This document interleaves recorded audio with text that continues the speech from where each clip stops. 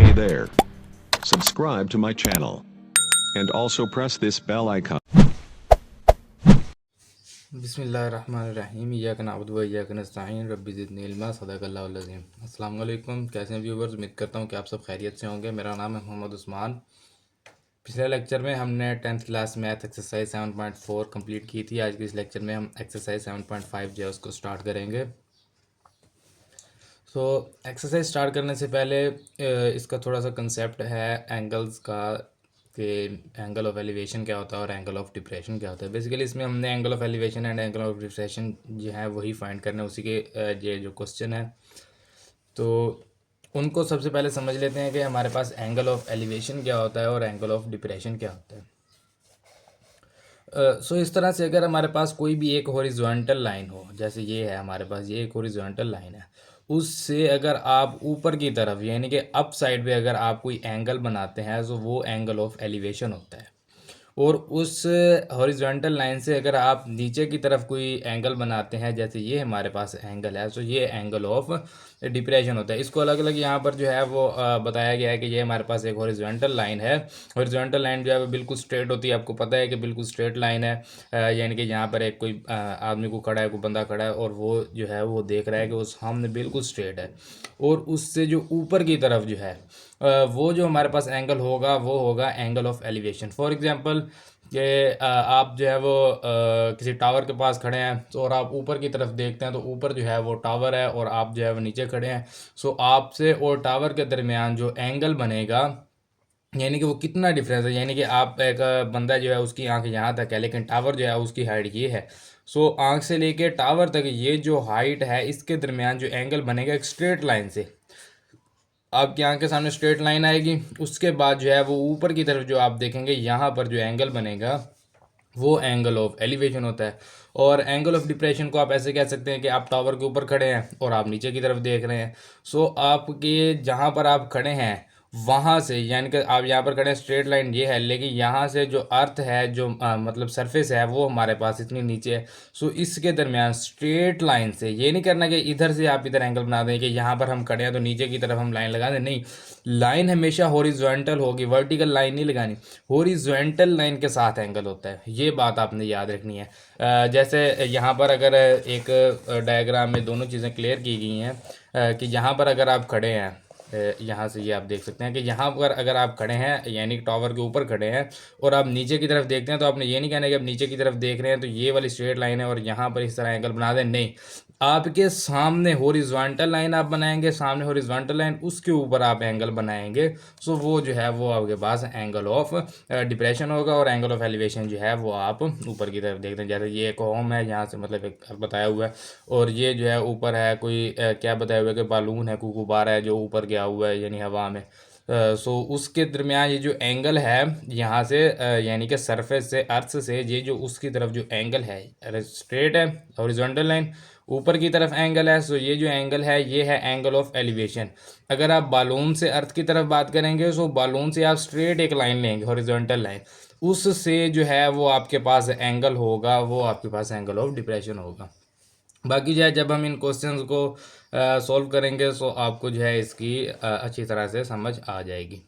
सो अगर इस तरह की आपके पास कोई इक्वेशन हो, उसमें आपके पास यहाँ पर जो है वो एंगल ऑफ डिप्रेशन दिया गया हो, तो angle of depression and angle of elevation एक ही इक्वेशन में जो है वो सेम होता है। सो किन किन क्वेश्चन में सेम होता है वो जब किस किस सिचुएशन में सेम होता है वो जब हम क्वेश्चन को करेंगे ना, सॉल्व करेंगे, तब वो मैं आपको एक्सप्लेन कर दूंगा। अभी हम जो है उस पर बात नहीं करते। अभी दो चीज़ें हम समझ लें कि एंगल ऑफ एलिवेशन क्या होता है और एंगल ऑफ डिप्रेशन क्या होता है। यानी ऊपर की तरफ जो आप देखते हैं वो एंगल ऑफ एलिवेशन होता है और जो नीचे की तरफ देखते हैं, डाउन साइड पे देखते हैं, वो आपके पास जो है वो एंगल ऑफ डिप्रेशन होता है। सो ये जो है ये हमारे पास, इसको सॉल्व करते हैं और क्वेश्चन नंबर 1 को देखते हैं हम एक्सरसाइज के। सो ये जो है जी ये हमारे पास एक्सरसाइज 7.5 का क्वेश्चन नंबर 1 है। Find the angle of elevation. Angle of elevation find करना है किस चीज़ का, of the sun if a 6 feet man cast आज 3.5 फीट शेडो। कि सन का जो है वो हमने एंगल फाइंड करना है कहाँ से, शेडो से, कि एक बंदा है जिसकी हाइट जो है वो 6 फीट हाइट है और उसका जो शेडो है यानी जो साया है वो 3.5 फीट है। सो उसके साये से जो है वो हमने सन की तरफ यानी सूरज की तरफ जो है वो हमने एंगल ऑफ एलिवेशन फाइंड करना है। तो ये मैंने एक डायग्राम बनाई है, मुझे तो इस तरह की डायग्राम बनानी आती थी। वैसे अगर आप ये ना भी बनाएंगे तो भी ठीक है, मैंने तो वैसे ही सो बना दिया कि आपको समझ जो है वो अच्छी तरह से आ जाएगी। सो मुझे बंदे किसी तरह की बनानी आती तो मैंने जो है वो बना दिया। सो अभी ये जो है मैन की हाइट कितनी है 6 फीट। तो यहाँ पर हम कितने लिखेंगे 6 फीट। सो ये आप देख सकते हैं कि ये हमारे पास कौन सी है, ये हमारे पास वाई एक्सिस है, इसको हम वाई एक्सिस कहते हैं। तो इसको हम कह सकते हैं कि वाई इज इक्वल टू 6, इसको हम वाई का नाम दे देते हैं कि मैन की जो हाइट है वो हमारे पास वाई है, y is equal to 6 feet है, ये मैन की हाइट है। और जो उसका शेडो है, शेडो हमें दिया गया है 3.5 फीट। तो इसको कह देते हैं 3.5 फीट। और ये हमारे पास क्या है, इसको हम जो है वो x का नाम दे देते हैं कि x is equal to 3.5 feet. ये हमारे पास x एक्सिस है, इसको x का नाम दे देते हैं। इसको आप जो है वो परपेंडिकुलर, और इसको आप बेस भी कह सकते हैं परपेंडिकुलर y, और बेस जो है वो हमारे पास x है। ये चीज़ आपने ख्याल में अपने जहन में रखनी है कि जो ट्राइंगल होनी चाहिए वो राइट एंगल ट्राइंगल होनी चाहिए। सो ये देखें, ये मैन है और ये इसका शेडो जो है वो 90 डिग्री पे ही होता है, तो ये राइट एंगल ही होता है 90 डिग्री। सो ठीक है। सो हमने क्या फाइंड करना है, ये मैंने एक सूरज बनाया हुआ है, सन बनाया हुआ है, यहाँ से जो है यहाँ से एंगल ऑफ एलिवेशन फाइंड करना है। कहाँ से, जो हमारे पास शेडो है, शेडो से, यानी कि यहाँ से हमने एंगल फाइंड करना है। इस एंगल को हम अल्फ़ा का नाम दे देते हैं कि ये वाला एंगल जो है ये हमने फाइंड करना है। अल्फ़ा इज इक्वल, अल्फ़ा जो है वो हमने फाइंड करना है। सो अल्फ़ा हमारे पास क्या है ये हम फाइंड करेंगे। ये डायग्राम जो है इसकी उम्मीद है कि आपको समझ आ गई होगी। अब हम यहाँ पर लिख लेते हैं द हाइट ऑफ मैन, यहाँ पर लिखेंगे the height of man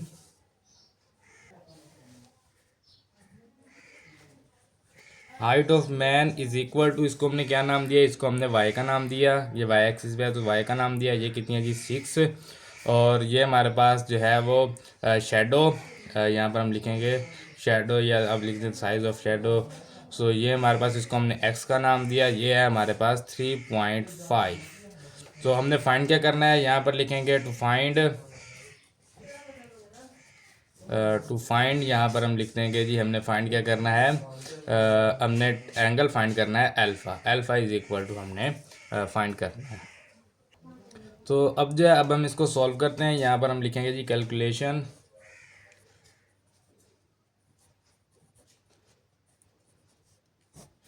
calculation है। इसमें सबसे पहले हम फार्मूला लिखेंगे। फार्मूला हमारे पास होता है टैन थीटा कहते थे, अब हम इसको टैन अल्फ़ा कहेंगे। थीटा भी एंगल होता है, अल्फ़ा भी एंगल होता है। आप इसको थीटा का नाम भी दे सकते हैं, मैंने अल्फ़ा का नाम दिया, आप थीटा का नाम भी दे सकते हैं। आप थीटा कहते हैं तो tan theta is equal to, tan theta हमारे पास किसके इक्वल होता है, टैन थीटा जो है वो हमारे पास इक्वल होता है वाई ओवर एक्स के।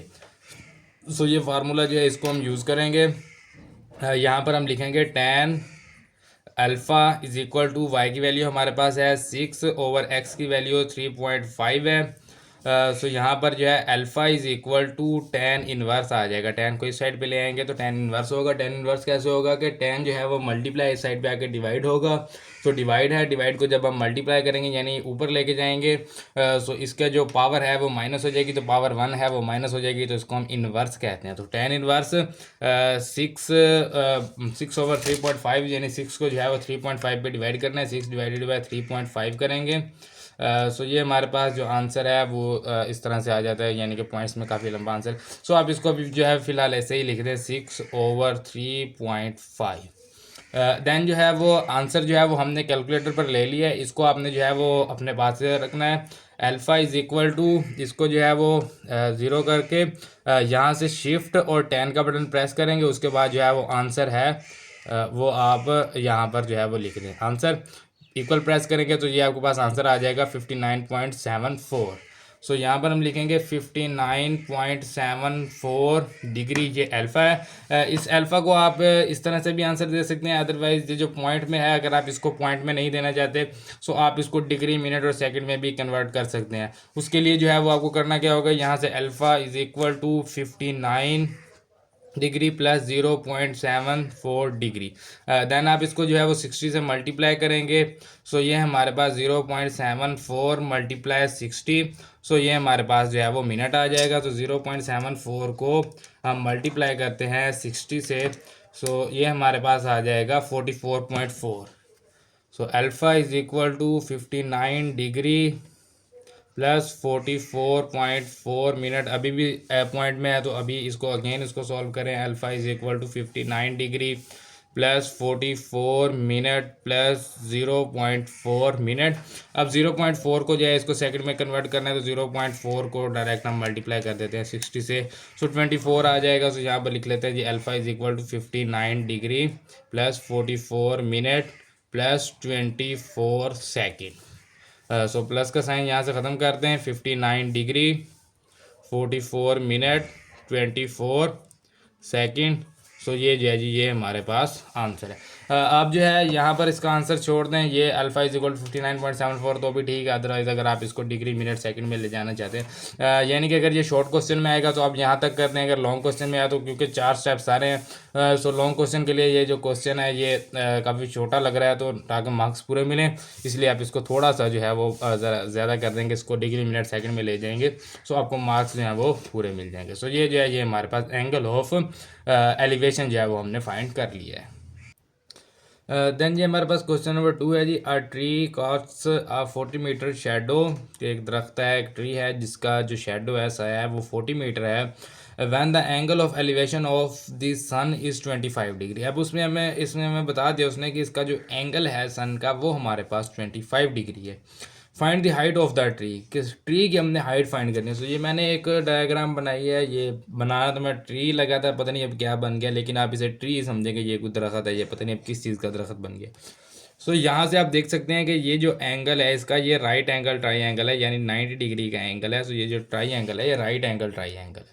ये क्योंकि अब जो हम जो चीज़ यूज़ कर रहे हैं वो हम पाइथागोरन थ्योरम से हमने ये सारे फार्मूले ड्राइव किए हैं, जो टेन थीटा का, साइन थीटा, कोस थीटा, ये जो हमारे पास r square is equal to x square plus y square है, ये सारे के सारे राइट एंगल ट्राइंगल्स हैं। सो आपकी जो ट्राइंगल है वो राइट एंगल होनी चाहिए, राइट एंगल ट्राइंगल होनी चाहिए, यानी कि उसका एक एंगल जो है वो 90 डिग्री का होना चाहिए। उस एंगल को हम यूज़ नहीं करेंगे, यूज़ हमारा बाकी सारा काम होगा, लेकिन उसको जो है वो हमें रखना होगा राइट एंगल के लिए, क्योंकि उसके अलावा जो है वो हमारे क्वेश्चन ये फार्मूले जो हैं वो किसी और ट्राइंगल को सपोर्ट नहीं करते। सो लिख लेते हैं यहाँ पर जो शेडो है वो हमारे पास कितना है जी, 40 मीटर है। सो इसको लिख लेते हैं 40 मीटर। इसको जो है वो हम एक्स का नाम देते हैं, ये हमारे पास एक्स एक्सिस है, इसको हम एक्स का नाम देते हैं। ये हमारे पास जो बेस भी इसको कह सकते हैं। ये जो परपेंडिकुलर है इसको हम वाई कहते हैं। वाई हमने जो है वो फाइंड करना है, वाई हमारे पास नहीं है। और ये जो है हमारे पास एंगल ऑफ एलिवेशन जो है, यानी ये ऊपर की तरफ जो एंगल है फ्लो दिया हुआ। अगर हमारे पास एंगल ऑफ डिप्रेशन का होता तो वो यहाँ से बनता है, यहाँ पे हम एक जो है वो हॉरिजॉन्टल लाइन लगाते और यहाँ पर उसका एंगल बनाते तो वो एंगल ऑफ डिप्रेशन होता। सो ये जो है ये एंगल ऑफ एलिवेशन है, इसको जो है वो हम 25 डिग्री, ये हमें दिया हुआ है 25 डिग्री, तो उसको जो है वो हम यूज़ करेंगे। सो ये जो है जी ये अब हमारे पास बन गई है एक डायग्राम। हम जो है इसको यहाँ पर लिखते हैं जी, गिवन डाटा लिख लें, given data. So given data में हमारे पास क्या कुछ गिवन है। सबसे पहले जो है वो हमारे पास शेडो है, शेडो में दिया हुआ है जी, शेडो है जिसको हमने एक्स का नाम दिया है, वो है हमारे पास 40 मीटर। देन हमें जो है वो एंगल दिया हुआ है, एंगल को जो है वो आप थीटा कह सकते हैं, आप इसको अल्फ़ा कह सकते हैं। मैं इसको बेसिकली अल्फ़ा ही कहता हूँ। So alpha is equal to 25 degree. Beta भी कह सकते हैं, गैमा भी कह सकते हैं, कुछ भी आप इसको जो है वो नाम दे सकते हैं। अल्फ़ा, बीटा, गैमा, थीटा, ये सब एंगल के ही होते हैं। सो इनमें से आप कोई भी इसको नाम दे सकते हैं, तो नॉर्मली अल्फ़ा ही यूज़ किया जाता है। टू फाइंड क्या करना है हमने, टू फाइंड हमने करना है जी वाई, यानी हाइट ऑफ ट्री। यहाँ पर हम लिखेंगे हाइट ऑफ ट्री जो है हमने फाइंड करनी है, इसको हमने नाम क्या दिया है जी, इसको हमने वाई का नाम दिया है, ये हमने फाइंड करना है। कैलकुलेशन लिखेंगे यहाँ पर, कैलकुलेशन में सबसे पहले हम फार्मूला लिखेंगे। फार्मूला वही है हमारे पास, tan alpha is equal to Y over x. Then हम यहाँ पर tan अल्फ़ा की वैल्यू हमें दी हुई है 25 degree is equal to y हमने फाइंड करना है डिवाइडेड बाय एक्स, एक्स की वैल्यू हमें दी गई है जी 40। तो ये यहाँ से ना थोड़ी सी वो मिस्टेक हो गई थी, तो मुझे ना ये रिमूव करना पड़ा। तो यहाँ से इसको सॉल्व करते हैं दोबारा। यहाँ से ये हमारे पास 1025 degree is equal to y/40। So यहाँ से ये जो 40 है ये डिवाइड है इस साइड पे आएगा, तो ये मल्टीप्लाई हो जाएगा। तो 1025 degree multiply 40 is equal to y। तो 40 को मल्टीप्लाई करते हैं 1025 डिग्री से। आप पहले ऐसे करें कि 1025 डिग्री ले लें। सो ये हमारे पास आ जाएगा 0.4663। पॉइंट्स में काफ़ी सारा इसको नहीं लिख सकते, तो इसको डायरेक्ट यहीं से जो है वो 40 से मल्टीप्लाई कर दें। सो ये हमारे पास आ जाएगा 18.652। So 18.652 is equal to Y. Y is equal to 18.652। यहाँ से एक चीज़ आपने याद रखनी है कि आपने इसका जो है स्टेटमेंट्स वाले क्वेश्चन में इनका यूनिट जो है वो लाजमी लिखना होता है, क्योंकि यूनिट के जो है वो 0.5 मार्क्स होते हैं। सो इसका यूनिट क्या आएगा, जो यूनिट हमें बेस का यानी कि हमें शेडो का जो यूनिट दिया गया है मीटर, वही हमारे पास हाइट का यूनिट होगा। सो इसको जो है वो हम यहाँ पर मीटर इसका यूनिट देंगे। सो ये जो है ये हमारे पास इसका आंसर है। यहाँ पर वो मैंने 40 डिवाइड है, मैंने इधर 30 से मल्टीप्लाई कर दिया था। जब मैं इधर लेके गया इसको मल्टीप्लाई किया तो 30 से कर दिया, थोड़ी सी मिस्टेक हो गई थी। तो मैंने दोबारा से इसको रिमूव करके अगेन इसको जो है वो सॉल्व किया। सो ये जो है ये हमारे पास क्वेश्चन नंबर 2 कंप्लीट हो गया। देन जो क्वेश्चन नंबर 3 है हमारे पास, a 20 feet long ladder is leaning against a wall. और कह रहे हैं कि एक सीढ़ी है जो एक दीवार के साथ लगाई हुई है, उसकी लेंथ जो है वो 20 फीट है। 20 फीट की एक सीढ़ी है जिसको दीवार के साथ लगाया गया है। The bottom of the ladder is 5 feet from the base of the wall. के जो उस सीढ़ी को जो रखा गया है वो दीवार से 5 फीट पीछे, यानी दीवार से 5 फीट हटा के रखा गया है। यानी कि ये अगर हमारे पास एक सीढ़ी है, इसको हमने दीवार के साथ लगाया है, तो इसकी लेंथ जो है, इसकी लेंथ 20 फीट है। और इसको दीवार से, यानी ये दीवार है, इसको दीवार से 5 फीट जो है वो दूर रखा गया है। 5 फीट इसको हटा के रखा गया है। ये दीवार है, दीवार से 5 फीट पीछे ये दीवार है, इसके साथ ये पौड़ी लगा दी है। So find the acute angle. Angle जो है वो हमने फाइंड करना है, कौन सा जी, angle of elevation the latter makes with the ground. जो कि बॉडी जो है, सीढ़ी जो है वो ग्राउंड के साथ, यानी सरफेस के साथ, अर्थ के साथ जो बना रही है एंगल ग्राउंड के साथ, तो उस एंगल को एंगल ऑफ एलिवेशन को हमने फाइंड करना है। यानी कि ये वाला जो एंगल है इसको हमने फाइंड करना है। तो इसको जो है हम अल्फ़ा कह सकते हैं, थीटा कह सकते हैं। ये आप यहाँ पर देख लें, ये हमारे पास राइट एंगल ट्रायंगल, ये 90 डिग्री का एंगल बन रहा है। सो यहाँ से अगर आप देखें तो ये देखें, ये हमारे पास इसको जो है वो हम कहते थे x is equal to 5 feet है। और वाई का इसमें कोई कंसर्न नहीं है। यहाँ पे हमारे पास जो हमें हाइपोटेनियस दिया गया है, हाइपोटेनियस को हम जो है वो आर का नाम देते थे। तो इसको जो है हम कहेंगे r is equal to 20 feet. So r है एंड एक्स है। इसके अलावा जो है वो हमारे पास जो यहाँ पर वाई का कोई इसमें सीन नहीं है, वाई को इसमें हम यूज़ नहीं करेंगे। सो इस तरह का कौन सा फार्मूला है जिसमें आर भी यूज़ होता है, एक्स भी यूज़ होता है, उसको हम देखते हैं। उससे पहले जो है हम यहाँ पर गिवन डाटा जो है वो लिख लें, और उसके बाद जो है हम उसको जो एक्सप्लेन करेंगे। सबसे पहले यहाँ पर लिखते हैं गिवन डाटा। गिवन डाटा यहाँ पे हमारे पास गिवन डाटा में सबसे पहली जो चीज़ दी गई है वो हमें दी गई है लेंथ दी गई है लेटर की। यहाँ पर हम लिखेंगे लेटर लेंथ, इसको हमने जो है वो आर का नाम दिया। ये हमारे पास 20 फीट है। दूसरी चीज़ हमें दी गई है, वो हमें दिया गया है कि उसकी बेस दी गई है। इसको हम लिखेंगे बेस, यानी कि कितनी दूर है, यानी कि बेस से कितनी दूर है। तो उसकी बेस ही आ गई ना, तो जितनी भी दूर है वो उसकी बेस है, जिसको हमने एक्स का नाम दिया है। तो वो हमारे पास है जी 5 फीट। फाइंड क्या करना है हमने, यहाँ पर लिखेंगे टू फाइंड। फाइंड हमने करना है जी एंगल। फाइंड हम यहाँ पर लिखेंगे जी अल्फ़ा हमने फाइंड करना है। सो यहाँ पर लिखेंगे calculation.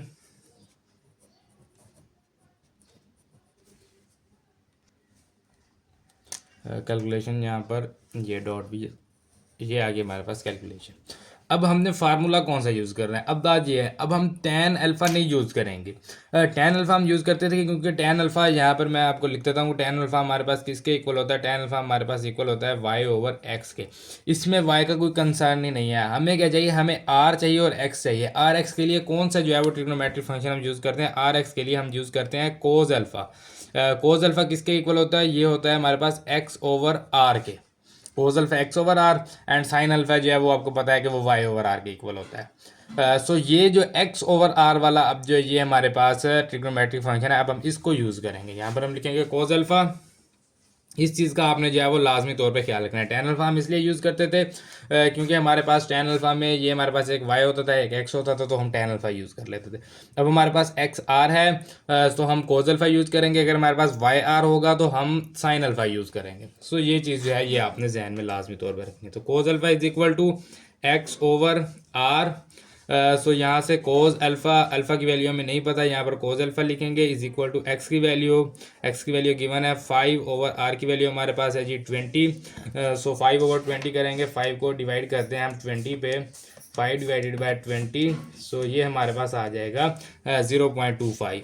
So cos alpha is equal to cos inverse 0.25। Cos था इस साइड पे आके इन्वर्स हो गया है। सो कोस इन्वर्स फाइंड करने के लिए शिफ्ट कोस प्रेस करेंगे तो 0.25 ये हमारे पास आ जाएगा 75.5।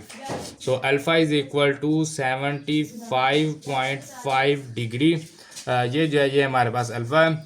इसको जो है वो आप डिग्री मिनट सेकंड में भी आप इसको कन्वर्ट कर सकते हो। उसके लिए आपको क्या करना होगा, 5 को मल्टीप्लाई करना होगा 60 से। तो ये हमारे पास जो है वो 0.5 को मल्टीप्लाई करना होगा 60 से। सो 30 आ जाएगा। सो ये आपके पास 75 डिग्री 30 मिनट आ जाएगा। डिग्री मिनट सेकंड में आपको कन्वर्ट करना था। इसके अलावा मैंने पहला क्वेश्चन में कन्वर्ट करके बताया कि आप 75 प्लस 0.5 करेंगे, फिर इसको मिनट में कन्वर्ट कर देंगे। सो 7.1 आपने की हुई है, उससे आप इसको कर सकते हैं। सो ये बेसिकली हमारे पास अल्फ़ा का आंसर आ गया, एंगल ऑफ एलिवेशन। आप यहाँ पर लिख सकते हैं कि the acute angle is 75.5 degree. So इस तरह से अगर आप इसको थोड़ा सा और अट्रैक्टिव करना चाहते हैं तो इस तरह से आप साथ में हेडिंग अगर कुछ देना चाहें तो आप दे सकते हैं। सो ये हमारे पास क्वेश्चन नंबर 3 जो है वो कंप्लीट हो गया। देन ये हमारे पास क्वेश्चन नंबर 4 है। The base of a rectangle is 25 feet. का एक रेक्टेंगल है, उसकी बेस कितनी है, 25 फीट है। इसको बेस को हम कह देते हैं जी कि 25 फीट है। ये हमारे पास होता है जी एक्स। आपको पता है कि जो बेस है उसको एक्स का नाम देते हैं, जो परपेंडिकुलर है उसको वाई का नाम देते हैं, जो हाइपोटेनियस है उसको हम आर का नाम देते हैं। सो ये हमारे पास and the height of a rectangle is 13 feet. और इसकी हाइट जो है 13 फीट है, जिसको हम वाई का नाम देते हैं। Y is equal to 13 feet. Y is equal to 13 feet है। Find the angle that the diagonal of the rectangle makes with the base. उन्होंने कहा है कि इसका जो डायगोनल है उसका एंगल फाइंड करना है जो वो उसकी बेस के साथ बना रहा है। तो यहाँ पर इसका डायगोनल बना लेते हैं। डायगोनल आ गया ये हमारे पास, ये इसका डायगोनल है। उर्दू में इसको वितर भी कहते हैं। सो ये जो डायगोनल है इसका एंगल हमने फाइंड करना है किसके साथ, जो ये बेस के साथ बना रहा है, यानी बेस के साथ यहाँ पर जो ये एंगल बना रहा है इसको हमने फाइंड करना है। तो इसको हम अल्फ़ा का नाम दे देते हैं। सो ये देखें, अब ये हमारे पास जो है यहाँ पर ये एक राइट एंगल ट्राइंगल बन गया। तो इसके लिए अगेन वही जो हम यूज़ करते हैं, यहाँ पर हम लिख लेते हैं जी गिवन डाटा। यहाँ पे ये हमारे पास क्या कुछ इसमें दिया गया, एक हमें जो है वो रेक्टेंगल की बेस दी गई है। यहाँ पर हम लिखेंगे base is equal to x is equal to 25 feet. उसके बाद इसकी हाइट दी गई है, height is equal to Y is equal to 13 feet. Find क्या करना है, टू फाइंड हमने करना है जी अल्फ़ा एंगल जो हमने यहाँ पर डायग्राम में बनाया है। So alpha is equal to हमने फाइंड करना है। कैलकुलेशन लिखेंगे यहाँ पर।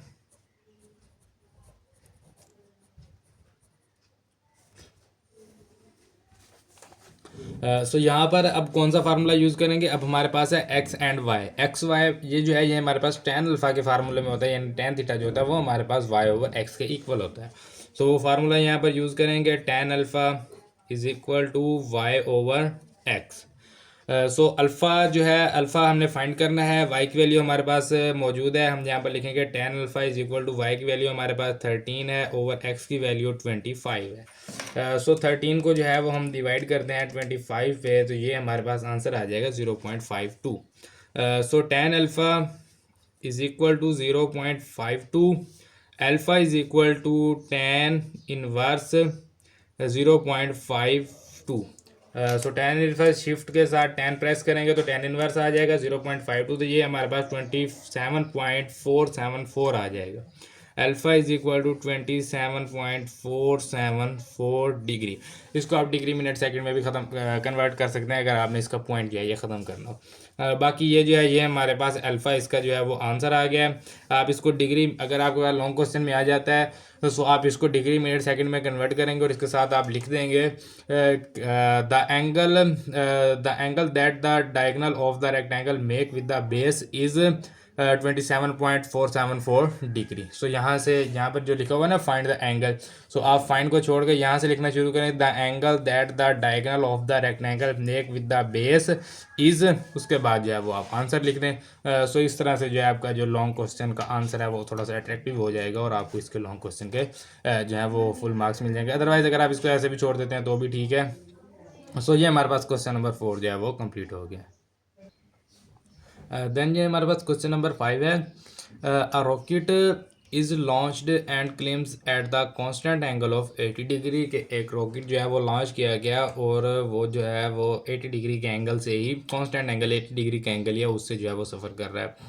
Find the altitude of the rocket after travel 5000 metre.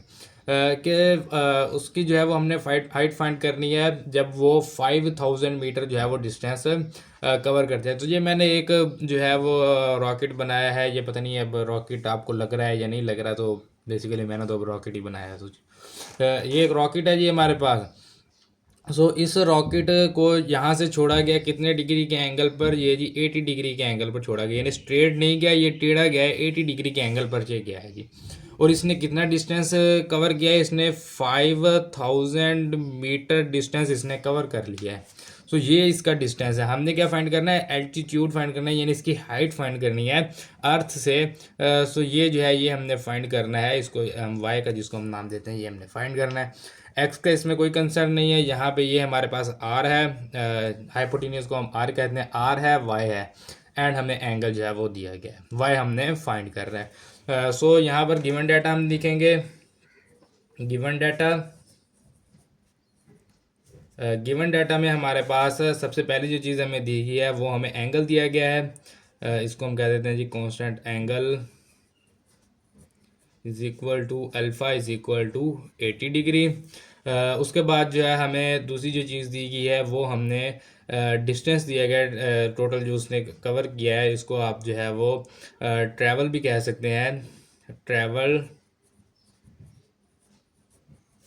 Distance is equal to r is equal to 5000 metre. So हमने फाइंड क्या करना है, यहाँ पर लिखेंगे टू फाइंड, फाइंड हमने क्या करना है जी, फाइंड हमने करना है इसका एल्टीट्यूड फाइंड करना है, एल्टीट्यूड फाइंड करना है जिसको हम जो है वो वाई का नाम दे देते हैं जी, कि वाई जो है वो हमने फाइंड करना है। इसके लिए जो है अब हमें कौन सा फार्मूला यूज़ करना होगा जिसमें वाई और आर आता हो, तो आपको पता है यहाँ पर आप लिख सकते हैं we know that sine alpha is equal to Y over r. So ये साइन अल्फ़ा का फार्मूला है। सो ये आपको पता है कि sine alpha is equal to Y over r. इसमें अब हम टेन यूज़ नहीं करेंगे, इसमें हम अब साइन अल्फ़ा यूज़ करेंगे। सो यहाँ पर लिखेंगे जी कैलकुलेशन, कैलकुलेशन में हमारे पास sine alpha is equal to Y over आर, साइन अल्फ़ा की वैल्यू हमें दी गई है 80 degree is equal to y हमने फाइंड करना है ओवर आर की वैल्यू हमारे पास 5000 मीटर है। So sine 80 degree multiply 5000 is equal to y, 5000 divide था इस साइड पे आएगा, सो ये मल्टीप्लाई हो जाएगा। सो साइन 80 जो है वो हम फाइंड करते हैं, साइन 80। सो ये हमारे पास आप देख सकते हैं 0.98480 इस तरह से, इसके साथ हम मल्टीप्लाई कर देते हैं जी 5000 को। सो ये हमारे पास 492.038 है, तो मैं इसको 0.4 कर देता हूँ is equal to y. So y is equal to 4924.04। इसके साथ यूनिट जो है वो मीटर होगा, हमें मीटर दिया गया तो यूनिट जो है वो लाजमी लिखना होता है, मैंने आपको बताया था। सो ये जो है जी, ये हमारे पास इसका आंसर है। इसके अलावा आप इसको कह सकते हैं कि the altitude of the rocket after it travels 5000 metre is 4924.04 metre. So ये जो है ये इसका आंसर आ जाएगा। इस तरह से अगर आप जो है वो स्टेटमेंट लिखना चाहें तो आप लिख सकते हैं, अदरवाइज आप डायरेक्ट इसको आंसर लिख के देन अगले क्वेश्चन पे जाएं। सो ये हमारे पास क्वेश्चन नंबर 5 जो है वो कंप्लीट हो गया। देन हम क्वेश्चन नंबर 6 को देखते हैं। ये हमारे पास क्वेश्चन नंबर 6 है जी। An aeroplane pilot flying at an altitude of 4000 metre के एक जो हमारे पास आप कह सकते हैं कि एरोप्लेन है, एल्टीट्यूड यानी उसकी हाइट जो है वो 4000 मीटर है। 4000 मीटर एल्टीट्यूड यानी इतनी हाइट पर जो है वो ट्रैवल कर रहा है। सो इसकी हाइट जो है, ये मैंने एक एरोप्लेन बनाया है। अब जिस तरह का मुझे बनाना आता था, तो वो इसके हाइट जो है वो अब एल्टीट्यूड हमें 4000 मीटर का आ गया, तो हम इसको लिख लेते हैं जी 4000 मीटर। ये क्या है 4000 मीटर, इसको हम वाई का नाम देते हैं। परपेंडिकुलर जो है इसको हम वाई का नाम देते हैं। सो यहाँ पर अब हमें कहा गया है wishes to make an approach to an airport at an angle of 50 degree with the horizontal, कि जो पायलट है वो इस जहाज़ को, इस एरोप्लेन को लैंड करना चाहता है एयरपोर्ट पे 50 डिग्री के एंगल के साथ, जो कि एक हॉरिजॉन्टल लाइन पे है। सो ये मैंने एक हॉरिजॉन्टल लाइन बनाई है। हॉरिजॉन्टल लाइन से वो कह रहा है कि 50 डिग्री पे जो है वो लैंड करना चाहता है, यानी से ये यहाँ से 50 डिग्री पर इसको जो है वो पायलट लैंड करना चाहता है इस हॉरिजॉन्टल लाइन से। यहाँ से 50 डिग्री पर इसको लैंड करना चाहता है। अब उसने मतलब कि वो 50 डिग्री पर लैंड करना चाहता है, और पूछ क्या रहे हैं कि how far from the airport will plane be when the pilot begins to descend, यानी कि वो कह रहे हैं कि कितनी दूर एयर जो है वो एयरप्लेन होना चाहिए जब पायलट जो है वो 50 डिग्री के एंगल पर उसको लैंड करना शुरू करे, यानी कि एयरपोर्ट से कितना डिस्टेंस हो कि पायलट जो है वो जहाज़ का मुंह नीचे की तरफ कर दे, उसको जो है 50 डिग्री के एंगल पर लैंड करना शुरू कर दे। तो यानी कि ये अगर हमारे पास एयरपोर्ट है, इसको हम एयरपोर्ट कहते हैं, ये जहाज़ है ये, और 1000 मीटर की इसकी हाइट है, 50 डिग्री के एंगल पर इसको जो है वो इसको एयरपोर्ट पर लैंड करना चाहता है। तो ये जो बेस है, यानी ये जो हमारे पास एक्स है, ये कितना होना चाहिए, कितनी दूरी से उसको जो है, अब ये तो नहीं है ना कि भी वो 10,000 अभी किलोमीटर, सॉरी 10,000 मीटर, या आप इसको 10 किलोमीटर कह लें कि 10 किलोमीटर अभी दूर है, तो वो वहीं से जो है उसको उसने लैंड कराना शुरू कर दिया है। तो वो तो भाई थोड़ा सा आगे जाके लैंड कर जाएगा, वहाँ पे एयरपोर्ट हो ना हो, या वो एयरपोर्ट के ऊपर आके लैंड कराने लगे और एयरपोर्ट पीछे रह जाए, वो जहाज़ कहीं और निकल जाए, तो ऐसा नहीं है। वो पूछ रहे हैं कि वो कहाँ से जो है उस एंगल पे जहाज़ को लैंड करना शुरू करेगा। 4000 मीटर हाइट थी, वो हमने लिख ली। 50 डिग्री का स्ट्रेट एंगल, यानी कि जो हमारे पास हॉरिजॉन्टल लाइन है उससे एंगल बनाएगा और उससे नीचे लेके आएगा।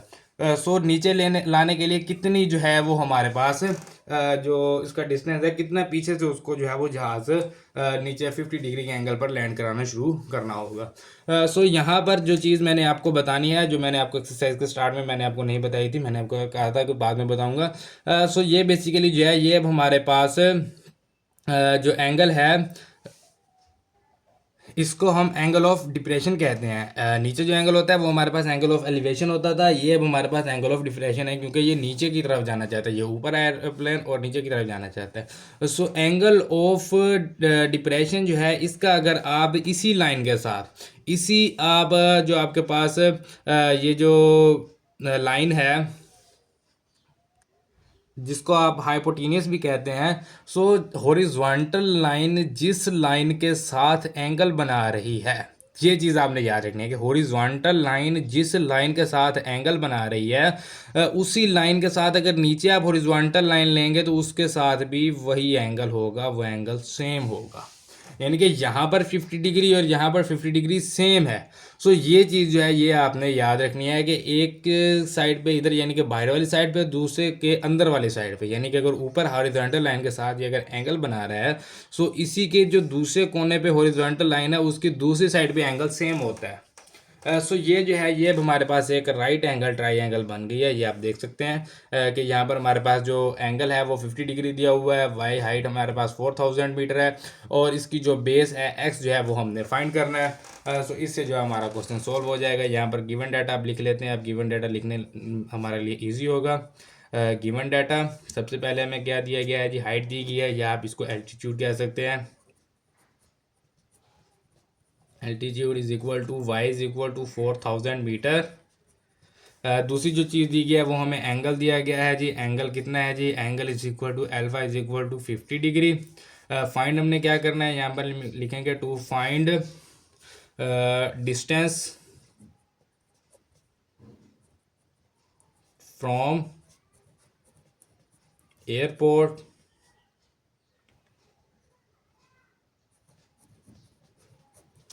Is equal to x is equal to, ये हमने फाइंड करना है। कैलकुलेशन इसकी स्टार्ट करते हैं।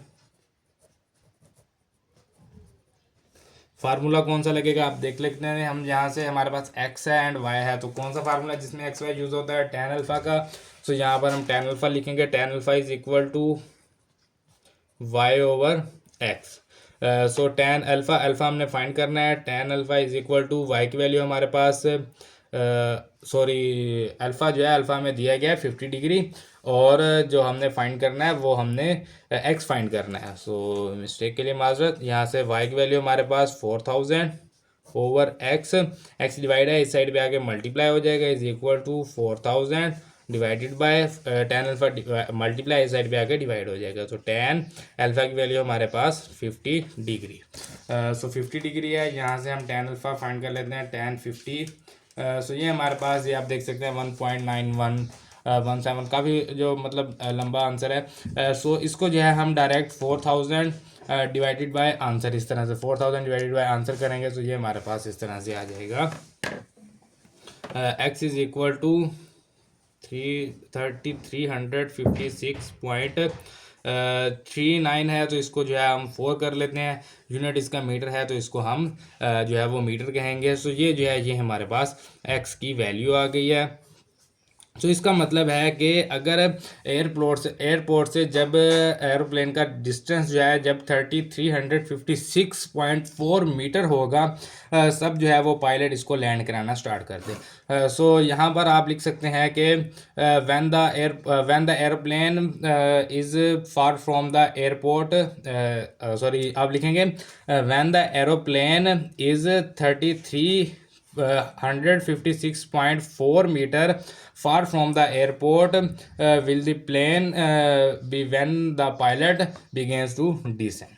तो इस तरह से आप इसको जो है वो स्टेटमेंट में भी लिख सकते हैं अगर आप लिखना चाहें तो। अदरवाइज जो है ये आपके पास एक्स का आंसर जो है वो आ गया है। सो ये हमारे पास क्वेश्चन नंबर 6 जो है वो कंप्लीट हो गया। उम्मीद है कि आपको इसकी समझ आ गई होगी। अगर आपको ये क्वेश्चन थोड़ा सा मुश्किल लगा है तो आप दोबारा इस क्वेश्चन को एक बार फिर जो है इसको आप देख लें। इसका एक एक जो मैंने इस पूरे क्वेश्चन में जो जो चीज़ें मैंने बताई हैं उसको एक बार अगर आप गौर से उसको देखेंगे, सो उम्मीद है कि आपको इसकी समझ आ जाएगी। देन जी हमारे पास क्वेश्चन नंबर 7 है। A guy wire runs from the middle, यानी कि एक बंदा जो है वो तार लेके जा रहा है, स्पोर्टिंग वायर है, कोई भी तार हो सकती है। Runs from the middle of the utility pole. Utility pole means के जो बिजली का खंभा होता है, तो वो बिजली के खंभे से यानी यूटिलिटी पोल के मिडल से यानी कि सेंटर से लेके जा रहा है टू दी ग्राउंड। कहाँ पर, ज़मीन पर, ग्राउंड पर, अर्थ पर लेके जा रहा है। एक बंदा है वो तार लेके जा रहा है यूटिलिटी पोल के मिडल से ज़मीन तक यानी कि उसके सेंटर तक। सो ये मैंने एक यूटिलिटी पोल बना लिया, ये एक बिजली का खंभा बना लिया, उसके मिडल से ज़मीन तक लेके आ रहा है वो बंदा, ठीक है जी। अब वो क्या कह रहे हैं कि वो कह रहे हैं कि the wire make an angle of 78.2 degree with the ground, कि ये जो वायर है ये जो मिडल से लेके अर्थ तक आई है ये एंगल बना रही है ग्राउंड पर। कितना एंगल बना रही है, 78.2 डिग्री का। सो ये एंगल बना रही है with the ground and touch the ground, ये आप देख सकते हैं, and touch the ground 3 metre from the base of the pole, कि ये जो उस जहाँ पर ये जो टच कर रही है वो 3 मीटर दूर है, कहाँ से, पोल से जो है वो 3 मीटर दूर है। सो हमने फाइंड क्या करना है, 3 metre from the base of the pole, find the height of the pole. जो पोल की हाइट है वो हमने फाइंड करनी है, यानी कि ये जो पूरी हाइट है यहाँ से लेके ये जो हाइट है ये हमने फाइंड करनी है। और ये जो है जी ये हमारे पास, इसको हम y का नाम दे देते हैं। और ये हमारे पास x है, x is equal to 3 metre है। y जो है ये हमारे पास यहाँ तक, ये हमारे पास y है, ये हमारे पास एक राइट एंगल ट्राइंगल है। ये h जो है ये हमने फाइंड करना है। सो लिखते हैं जी, स्टेटमेंट लिखते हैं यहाँ पर। गिवन डाटा क्या कुछ हमें दिया गया है जी, गिवन डाटा। गिवन डाटा में हमारे पास सबसे पहले जो चीज़ हमें दी गई है वो एंगल दिया गया है। Angle is equal to alpha is equal to 78.2 degree. So ये एंगल है हमारे पास। देन जो दूसरी चीज़ दी गई है वो हमें दी गई है जी, बेस इज इक्वल टू, इसको हमने एक्स का नाम दिया, is equal to 3 metre. Find क्या करना है हमने, to find h is equal to जो है वो हमने फाइंड करना है height of pole. Height of pole is equal to H is equal to, ये हमने जो है वो फाइंड करना है। सो कैलकुलेशन स्टार्ट करते हैं। कैलकुलेशन सबसे पहले जो है हम यहाँ से y जो है वो फाइंड कर लेते हैं। ये इस जो राइट एंगल ट्रायंगल है इसको हम यूज़ करते हैं और इसका जो y है वो हम फाइंड कर लेते हैं। उसके लिए जो है हमें x y एंड एंगल है तो हम tan अल्फ़ा का फार्मूला यूज़ करेंगे। यहाँ पर हम लिखेंगे जी tan alpha is equal to y over x। सो tan अल्फ़ा की वैल्यू हमारे पास है जी 78.2 degree is equal to y over x है हमारे पास 3। So tan 78.2 degree multiply 3 is equal to y. So 3 यहाँ पर डायरेक्ट 3 लिखें, पहले उसको मल्टीप्लाई करें tan 78.2 से। सो ये हमारे पास आ जाएगा 14.36019। यहाँ पर आपने एक चीज़ का जो है वो ख़ास ख्याल रखना है जो मैंने अभी आपको बताई है कि आपने यहाँ पर जो है ये आपको नज़र आ रहा होगा कि 3 पहले रखना है, 3 को बाद में ही रखना है अगर आप डायरेक्ट सॉल्व करें। अदरवाइज अगर आप पहले रखेंगे तो tan 78.2 का आंसर लेंगे, आंसर के साथ 3 को मल्टीप्लाई करेंगे। अगर आप इस तरह करेंगे ना 78.2 के साथ 3 मल्टीप्लाई कर देंगे, सो ये जो है ना ये एंगल में ही मल्टीप्लाई हो जाएगा। सो इस तरह नहीं करना, 3 को पहले मल्टीप्लाई करें फिर tan को मल्टीप्लाई करें, या आप tan का आंसर लेके उसको 3 से मल्टीप्लाई करें। सो ये हमारे पास आ गया y इज इक्वल टू 14.36। ये इसका यूनिट जो है वो हमारे पास मीटर में होगा। अभी हमने जो है वो y फाइंड किया है। y जो है वो हमारे पास कहाँ पर है, पोल के मिडल में। सो हम यहाँ पर लिखते हैं we know that h is equal to 2y, यानी कि एक y ये है और एक y ये है, क्योंकि ये हाफ है ना, हाफ में है, हाफ हमने फाइंड किया और हाफ ये है। सो h जो है वो किसका है, वो मतलब y जो है वो उसका इसका हाफ है, तो अगर हम 2y करते हैं तो वो h के इक्वल हो जाएगा। सो y एंड y 2y जो है वो हमारे पास h के इक्वल है। सो h is equal to 2y, h is equal to 2 into y की वैल्यू है जी 14.36। सो 14.36 को जो है वो हम मल्टीप्लाई करते हैं 2 से। सो ये हमारे पास आ जाएगा 28.72। h इज इक्वल टू 28.72 और इसके साथ यूनिट जो है वो मीटर है। सो ये हमारे पास जो है हाइट ऑफ पोल आ गई, पोल की यानी खंबे की जो हाइट है वो हम आ गई। तो यहाँ पर आप लिख सकते हैं the height of pole is 28.72 metre. So ये हमारे पास क्वेश्चन नंबर 7 जो है वो कंप्लीट हो गया। सो काफ़ी इजी क्वेश्चन है, अगर आप इसको समझ लें तो इसमें कुछ ज़्यादा जो है वो मुश्किल नहीं है। देन हमारे पास जो है वो क्वेश्चन नंबर 8 है। क्वेश्चन नंबर 8 को देखते हैं हम। A road is inclined at an angle 5.7 degree. एक रोड है वो मतलब थोड़ा सा टेढ़ा है, ऊपर की तरफ जा रहा है। कितना ऊपर की तरफ जा रहा है जी 5.7 डिग्री पे, यानी कि ये मैंने एक रोड बना लिया है। ये रोड जो है ये इस तरह से ऊपर जा रहा है। सो कितना ऊपर जा रहा है, ये 5.7 डिग्री जा रहा है। सो कहा गया है कि suppose that we drive 2 miles, कि हमने जो है सपोज करें, फ़र्ज़ करें कि इसके ऊपर जो हमने डिस्टेंस कवर किया है, जो हमने इसके ऊपर ड्राइव किया है वो हमने 2 माइल्स किया है। सो यहाँ पर हम लिख लेते हैं जी 2 माइल्स जो है हमने इसके ऊपर डिस्टेंस जो है वो किया है।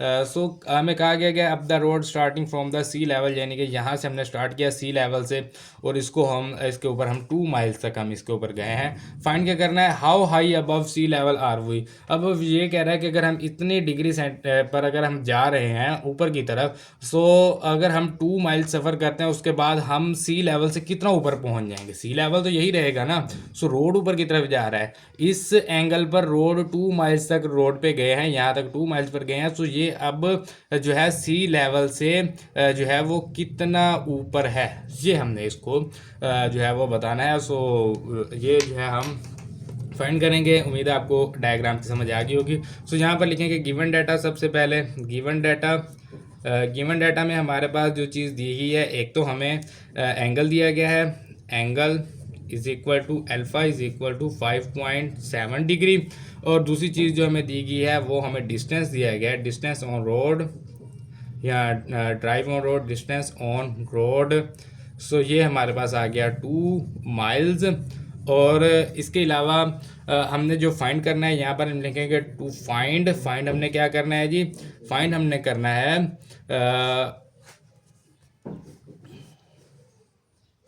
High above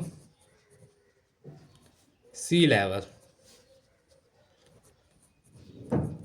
is equal to Y is equal to, ये हम फाइंड करेंगे। तो हाई कितने हाई है, ये हम सी लेवल से कितने हाई है वो हमने फाइंड करना है, उसको जो है वो हमने वाई का नाम दे दिया। सो ये जो हमारे पास 2 माइल्स है, इसको हम किसका नाम देते हैं, इसको हम आर का नाम देते हैं। ये हमारे पास हाइपोटेनस को आर का नाम देते हैं, तो ये आर आ गया, एंड ये हमारे पास वाई आ गया। सो इसको भी जो है इसको इज इक्वल टू आर यहाँ पर लिख लेते हैं, पहले लिखने के बाद में उसको कोई इशू नहीं है। सो आर एंड वाई जो है किस फार्मूले में ये यूज़ होता है, तो ये हमारे पास साइन थीटा का फार्मूला है, जो कि हमारे पास वाई ओवर आर के इक्वल होता है। तो ये बेसिकली 3 ही फार्मूले हैं, मैं आपको बार बार करवा रहा हूँ। Tan theta is equal to Y over X, sine theta is equal to Y over R, cos theta is equal to X over R. तो ये आपने याद करने हैं। पिछली एक्सरसाइज में हम इन फार्मूलों को बार बार जो हम यूज़ करते हैं, तो अभी तक उम्मीद तो है कि आपको ये याद भी हो गए होंगे। सो यहाँ से कैलकुलेशन इसकी स्टार्ट करते हैं।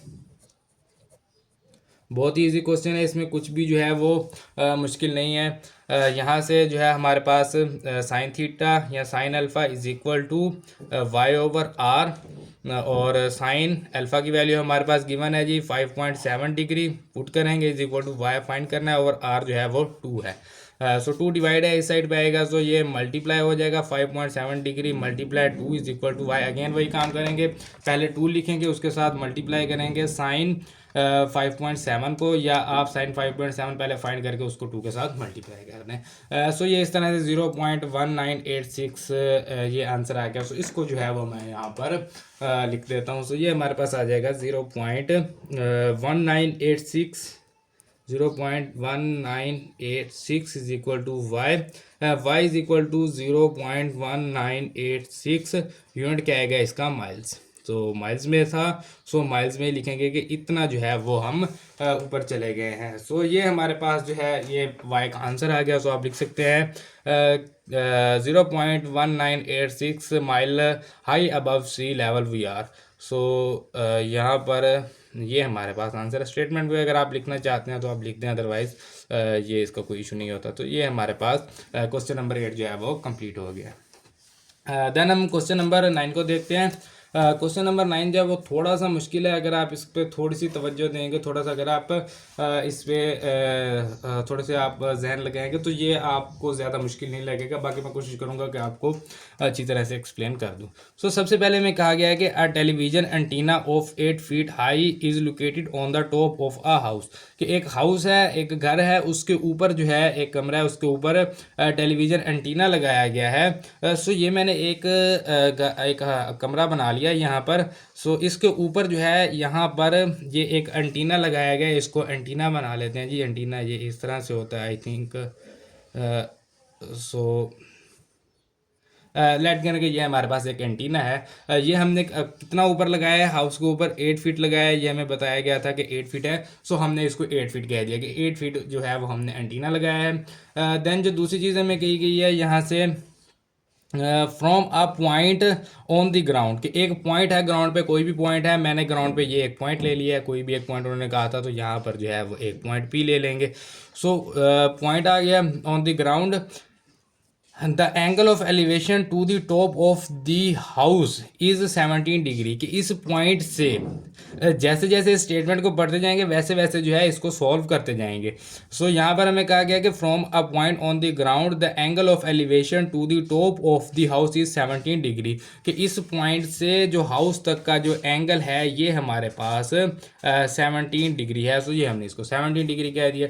देन हमें कहा गया कि the angle of elevation to the top of the antenna, कि इस पॉइंट से, पॉइंट वही है, इसी पॉइंट से जो टॉप ऑफ एंटीना जो एंगल ऑफ एलिवेशन है एंटीना तक, वो है हमारे पास 21.8 डिग्री। सो ये जो है ये लाइन आप देख सकते हैं कि ये एंटीना तक जा रही है इसी पॉइंट से। सो ये जो एंगल है ये हमारे पास आएगा 21.8 डिग्री। सो ये एंगल जो है ये हमारे पास 21.8 डिग्री है। ये यहाँ से टोटल है, यहाँ से नहीं है, ये यहाँ से टोटल है 21.8 डिग्री। सो ये हमारे पास आ गया। अब हमने फाइंड क्या करना है, find the height of the house.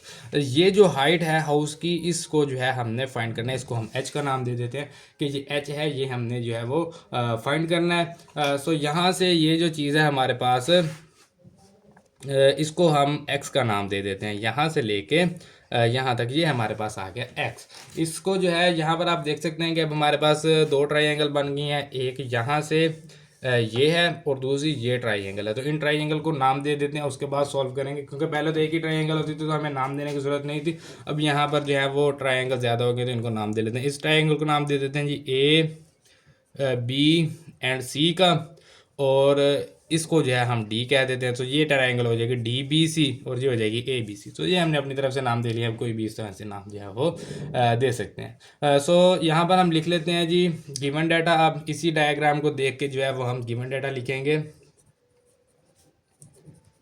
Given data में हमारे पास एच हमने फाइंड करना है, ये आपने जो है वो लाजमी तौर पे याद रखना। सो गिवन डाटा में हमें क्या दिया गया है, हमें दी गई है हाइट दी गई है एंटीना की, height of antenna, height of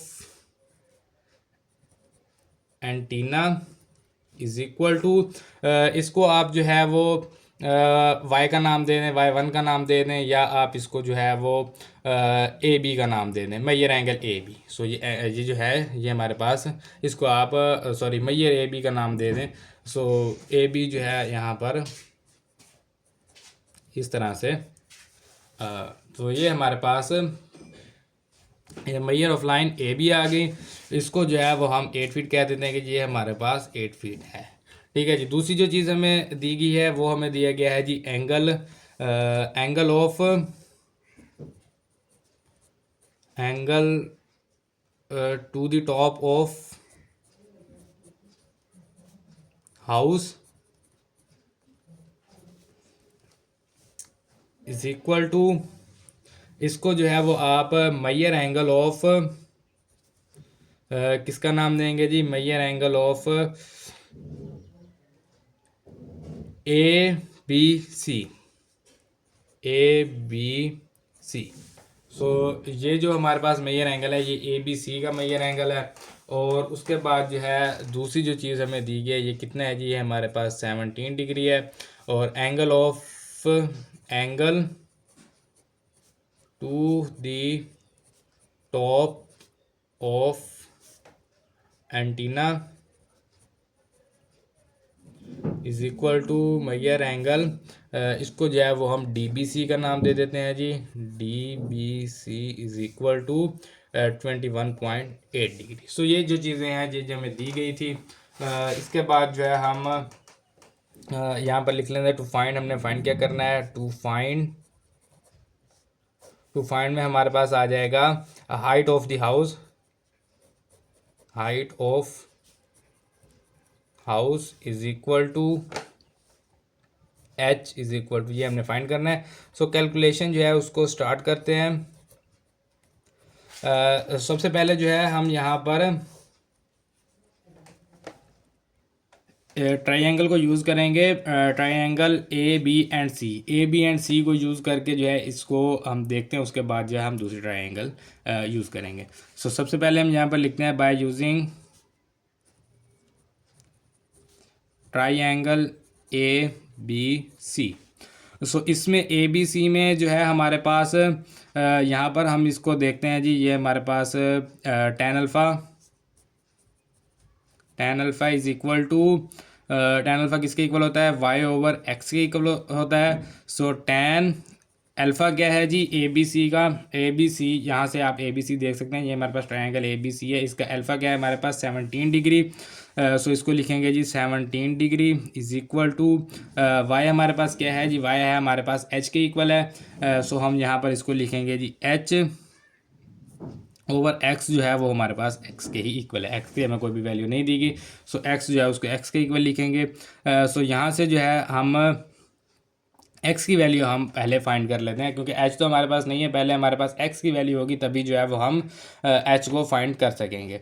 so x की वैल्यू जो है यहाँ से हम एक्स को इसे ये एक्स डिवाइड है इस साइड पे ले आते हैं, मल्टीप्लाई हो जाएगा is equal to H over tan 17 degree. So 17 degree जो है ये हमारे पास चेक कर लेते हैं जी, 17 डिग्री। सो ये हमारे पास 0.3057 है, इसको हम 1 पे डिवाइड करते हैं, 1 डिवाइडेड बाय आंसर। सो ये हमारे पास 3.271 आ जाएगा। So x is equal to, यहीं पर लिख लेते हैं जी, x is equal to 3.271 multiply H. इसको बेसिकली किया गया है, मैंने इसको 1/10 17 डिग्री मल्टीप्लाई एच किया है, तो 1/10 17 डिग्री आप करेंगे तो ये आपके पास आंसर आ जाएगा 3.271 मल्टीप्लाई एच। तो ये बेसिकली हमारे पास एक्स की वैल्यू आ गई है। ये हमने किस ट्रायंगल को यूज़ किया, हमने ट्रायंगल ए बी सी को यूज़ किया और एक्स की वैल्यू निकाल ली है। अब हम ट्रायंगल डी बी सी को यूज़ करेंगे और उससे जो है वो एच की वैल्यू हम निकालेंगे। सो देखते हैं जी उसको कैसे सॉल्व करना है। अभी जो है वो हम ट्रायंगल यूज़ करेंगे डी बी सी। सो यहाँ पर लिखेंगे by using triangle D B C, again वही tan alpha is equal to Y over x. So tan alpha क्या है जी, हमारे पास टेन अल्फ़ा की वैल्यू हमारे पास जो हमें दी गई है, ये है हमारे पास अल्फ़ा। आप देख सकते हैं कि इसका 21.8 है, क्योंकि हम ये पूरी अब ट्रायंगल यूज़ कर रहे हैं डी बी सी। सो ये हमारे पास 21.8 अल्फ़ा आ जाएगा। सो यहाँ पर लिखेंगे जी 21.8 degree is equal to Y क्या है यहाँ पे हमारे पास, वाई आप देख सकते हैं कि ये पूरी जो ये हमारे पास लाइन है ये वाई है, वाई हमारे पास किसके इक्वल है, 8 प्लस एच, एच भी है और 8 भी है दोनों। सो इसको क्या लिखेंगे 8 प्लस एच, वाई हमारे पास 8 प्लस एच के इक्वल है। सो यहाँ पर लिखेंगे 8 प्लस एच ओवर एक्स हमारे पास किसके इक्वल है, एक्स की वैल्यू अभी हमने जो है वो फाइंड की है। एक्स की वैल्यू हमारे पास क्या है 3.271 मल्टीप्लाई एच, 3.271 मल्टीप्लाई एच। तो ये जो है ये हमने एक्स की वैल्यू फाइंड की थी। सो यहाँ से जो है अब हमें एच जो है हमारी रिक्वायर्ड हाइट जो है वो हमें मिल जाएगी। सो हाइट जो है वो हम यहाँ से देख लेते हैं। ये सबसे पहले हमारे पास 10 की हम वैल्यू निकालते हैं, 10 21.8। सो ये हमारे पास आ जाएगा, ये आप देख सकते हैं 0.399999 है, तो इसको हम 0.4 कर देते हैं। सो ये हमारे पास आ जाएगा 0.4 मल्टीप्लाई, ये हमारे पास डिवाइड है इस साइड पे आकर मल्टीप्लाई हो जाएगा 3.271 multiply h is equal to 8 plus h. So यहाँ से जो है इसको 0.4 को मल्टीप्लाई करते हैं हम, 0.4 मल्टीप्लाई 3.271 से। सो ये हमारे पास आ जाएगा 1.3084 एच, और ये एच प्लस है इस साइड पे आएगा, सो ये माइनस एच हो जाएगा इज इक्वल टू ये हमारे पास है जी 8। सो 1.3084 में से माइनस करेंगे हम 1 एच, तो 1 माइनस करेंगे तो ये हमारे पास आ जाएगा 0.3084। यहाँ आप इसको ऐसे भी कर सकते हैं कि यहाँ से एच कॉमन लें, इंटू हमारे पास 1.3084 माइनस 1 आ जाएगा। सो एच इंटू 0.3084 आ जाएगा इज इक्वल टू 8 है, यहाँ पे भी इज इक्वल टू 8। सो ये मल्टीप्लाई इस साइड पे जाएगा तो ये डिवाइड हो जाएगा 8/0.3084। सो 8 से जो है इसको हम डिवाइड करते हैं आंसर को, तो ये हमारे पास आ जाएगा 25.9। So H is equal to 25.9 जो है ये हमारे पास आ गया। हाइट अब किस में आएगी हाइट, वो हम यहाँ से देख लेंगे कि एंटीना की हाइट हमें फीट में दी गई है। सो जो हाउस की हाइट है वो भी हमारे पास फीट में आएगी। सो ये हमारे पास 25.9 फीट जो है ये हमारे पास हाइट आ गई हाउस की। सो एच जो है ये बेसिकली हाउस ही था। यहाँ से ये आप देख सकते हैं। अभी एक सवाल आपके माइंड में होगा कि हमने जो है ये ट्रायंगल यूज़ की है और इसका जो है वो आंसर भी तो फिर ये वाली पूरी हाइट आनी चाहिए थी, तो हमने जो है इसी को हाइट कह दिया। तो ऐसा नहीं है, हमने बेसिकली इसमें रखा था h+8 रखा था। इसकी जो हमने हाइट रखी थी वो हमने h+8 रखी थी ऑलरेडी। y की जगह हमने y की वैल्यू h+8 रखी थी। आप यहाँ से देख सकते हैं कि y की वैल्यू जो है वो हमने h+8 रखी है। सो 8 प्लस किया है, वो 8 ऑटोमेटिकली जो है वो माइनस हो गया। यानी कि अगर आप यहाँ पर h की वैल्यू ना होती तो आप जो है वो 8 को कहते हैं कि हमने दूसरी साइड पे ले जाके इसको माइनस कर दिया। सो वो 8 जो है वो ऑटोमेटिकली इसमें से माइनस हो गया। सो यहाँ पर हमारे पास जो है वो h की वैल्यू ही आई है। ये जो h है इसी की वैल्यू आई है। अगर आप यहाँ से 8 इसमें ना पुट करते फिर आप इस एंगल को यूज़ करते तो जो है इसकी गड़बड़ होनी थी। इस तरह जो है इसका कोई इशू नहीं है। बस आपने जिस मेथड से मैंने आपको करवाया आप इसको इसी मेथड से सॉल्व करेंगे तो आपका जो आंसर है वो बिल्कुल करेक्ट होगा। सो ये मैंने इसलिए बताया कि कुछ स्टूडेंट्स जो है वो बहुत ही जो लाइक स्टूडेंट है, इंटेलिजेंट स्टूडेंट है, वो ये सोचेंगे कि हमने जो है वो इसको यूज़ किया है, इस पूरी को, इस ट्रायंगल को यूज़ किया तो हमारे पास आंसर भी इसका आना चाहिए। सो इसका आंसर तब आता जब हम पूरा 8+h की अगर हम वैल्यू निकालते, 8+h की वैल्यू निकालते, ये हमारे पास y की इक्वल, हमने 8+h की वैल्यू नहीं निकाली, हमने सिंपल h की ही वैल्यू निकाली है। सो ये हमारे पास h is equal to 25.9 feet जो है ये हमारे पास इसका आंसर है। तो उम्मीद है कि आपको इसकी समझ आ गई होगी। सो बाकी जो है अगर आप इसकी समझ नहीं आई तो आप थोड़ा सा वीडियो को पीछे करके एक बार फिर इसको देखेंगे। सो उम्मीद है कि आपको इसकी समझ आ जाएगी। सो ये जो है ये हमारे पास क्वेश्चन नंबर 9 जो है वो कंप्लीट हो गया है। देन ये हमारे पास क्वेश्चन नंबर 10 है। From an observation point the angle of depression of two boards, कि एक ऑब्जर्वेशन पॉइंट है कोई भी आप हमारे पास, वहाँ से जो है दो बोर्ड्स हैं यानी दो कश्तियाँ in line with this point are founded 30 degree angle and 45 degree angle. और वो जो लाइन है वो आपको पता है कि वो लाइन जहाँ से एंगल बनाएंगे एंगल ऑफ डिप्रेशन, वो हमेशा जो है वो आपके पास हॉरिजॉन्टल लाइन होती है। सो ये हमने लेट कर लिया कि ये एक पॉइंट है, ऑब्जर्वेशन ऑफ पॉइंट है। यहाँ से हमने एक ऑब्जर्वेशन ऑफ पॉइंट ले लिया, हमें कहा गया कि एक ऑब्जर्वेशन पॉइंट है। The angle of depression angle है ऑफ टू बोर्ड्स, दो बोर्ड्स हैं तो हमने दो बोर्ड्स बना लिए हैं और उनके दरमियान जो एंगल है वो कितना कितना है जी, इन लाइन से है। लाइन वो कौन सी होगी, वो हॉरिजॉन्टल लाइन होगी।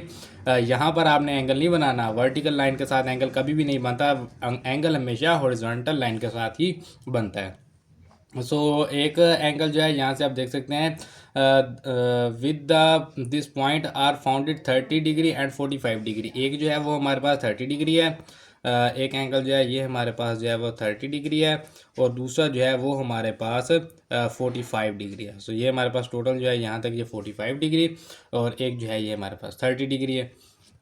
Find the distance between the two boards, तो ये जो डिस्टेंस है इन दोनों के दरमियान ये हमने फाइंड करना है। If the points of observation is 4000 feet high, कि ये जो अगर कहते हैं कि ये जो पॉइंट है ये 4000 फीट जो है वो हाई है। सो इसको जो है वो हम y का नाम दे देते हैं नॉर्मली। सो ये y इज़ इक्वल टू 4000, इसको आप h भी कह सकते हैं, हाइट। सो यहाँ से ये आप देख सकते हैं कि अगर यहाँ पर मैं इसको अगर यहाँ से मिलाऊँ इसके साथ, सो ये एक ट्रायंगल बन रही है और अगर इसको भी इसके साथ मिला दें सो ये एक और ट्रायंगल बन रही है, दो ट्रायंगल बन रही है। तो इनके लिए हम क्या करते हैं, हम इनको जो है वो नाम दे देते हैं। इसको हम ए का नाम दे देते हैं, इस पॉइंट को बी का नाम दे देते हैं, इसको सी का, एंड इस पॉइंट को डी का नाम दे देते हैं। सो यहाँ से जो है ये हमारे पास ये जो एंगल है ये आप देख सकते हैं जी,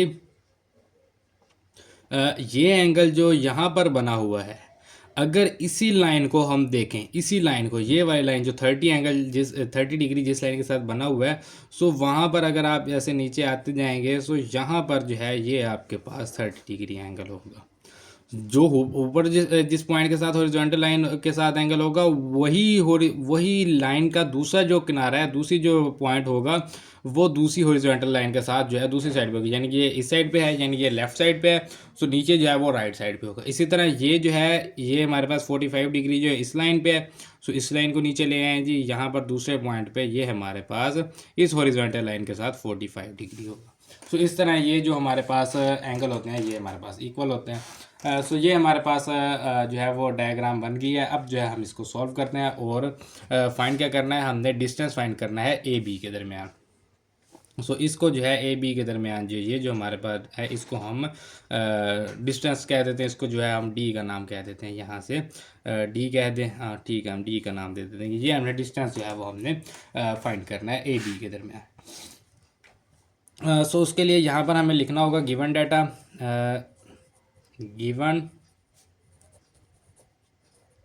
गिवन डाटा में हमें क्या दिया गया है, हमें एंगल दिया गया है जी, एंगल ऑफ, इसको जो है वो हम ट्रायंगल का नाम दे देते हैं जी। किस ट्रायंगल का ये एंगल है जी, ये हमारे पास है जी DAC का, angle of DAC, triangle DAC is equal to क्या है जी, ये हमारे पास कितना है जी, ये हमारे पास DAC का एंगल, DAC का एंगल है हमारे पास 30 डिग्री। ये इसके साथ ये वाली लाइन टच हो रही है, ये DAC के साथ, तो ये 30 डिग्री है, या आप यहाँ से इसको कह सकते हैं 30 डिग्री। और दूसरा जो एंगल हमें दिया गया है जी, एंगल ऑफ ट्रायंगल, कौन सी ट्रायंगल है, ये हमारे पास DBC। सो DBC, इसका हमारे पास क्या एंगल दिया गया है, इसका जी हमें एंगल दिया गया है, ये हमारे पास डी वाली इसके साथ जो है बी के साथ कनेक्ट हो रही है। सो ये 45 डिग्री है, यहाँ से भी आप देख सकते हैं 45 डिग्री। सो ये हमारे पास 45 डिग्री है। उसके बाद जो चीज़ हमें दी गई है, वो हमें दी गई है height is equal to Y का नाम दिया है इसे हमने, ये हमारे पास है जी 4000 क्या है जी, 4000 फीट है, ये इसको फीट कहेंगे। सो ये हमारे पास 4000 फीट, 4000 फीट आएगी ये इसकी हाइट। ये चीज़ें हमें दी गई थी। अब हम यहाँ पर लिखते हैं टू फाइंड क्या करना है हमने, यहाँ पर लिखेंगे जी टू फाइंड करना है हमने, डी हमने फाइंड करना है, distance between point A and B is equal to, इसको जो है वो हमने किसका नाम दिया, इसको हमने डी का नाम दिया है, तो इसको डी कह देते हैं, इज इक्वल टू ये हमने फाइंड करना है। सो इसकी कैलकुलेशन जो है उसको स्टार्ट करते हैं, और साथ साथ जो है वो मैं आपको एक्सप्लेन भी करता जाऊँगा कि इसको कैसे जो है वो हम सॉल्व करें। सो यहाँ तक उम्मीद है कि आपको समझ आ गई होगी। देन इसको जो है वो हम इसकी कैलकुलेशन स्टार्ट करते हैं।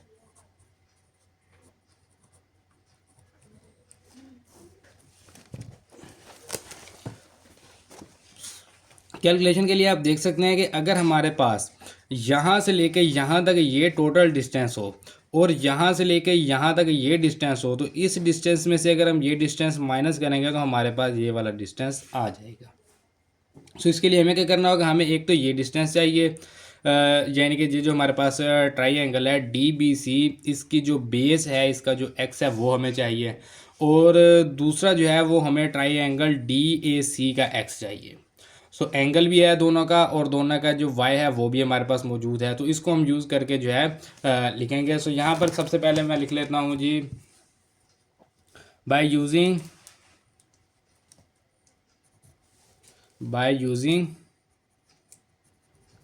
ट्रायंगल, पहले DAC यूज़ कर लेते हैं, DAC, bye using triangle DAC, इसका जो है हमारे पास एंगल जो है DAC का वो हमारे पास 30 डिग्री है।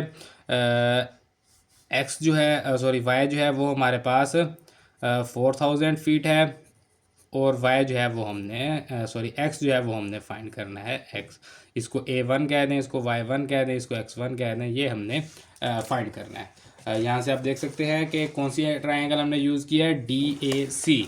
ये देख लें जी, ये हमारे पास DAC, इस ट्रायंगल को यूज़ किया। एंगल कितना है इसका 30 डिग्री, वाई कितना है 4000 और एक्स जो है वो हमने फाइंड करना है, इसको हमने x1 का नाम दे दिया। सो यहाँ से हम यूज़ करेंगे जी tan alpha is equal to Y over X. Alpha को अल्फ़ा 1 कहते हैं, वाई को y1, एक्स को x1 कहते हैं।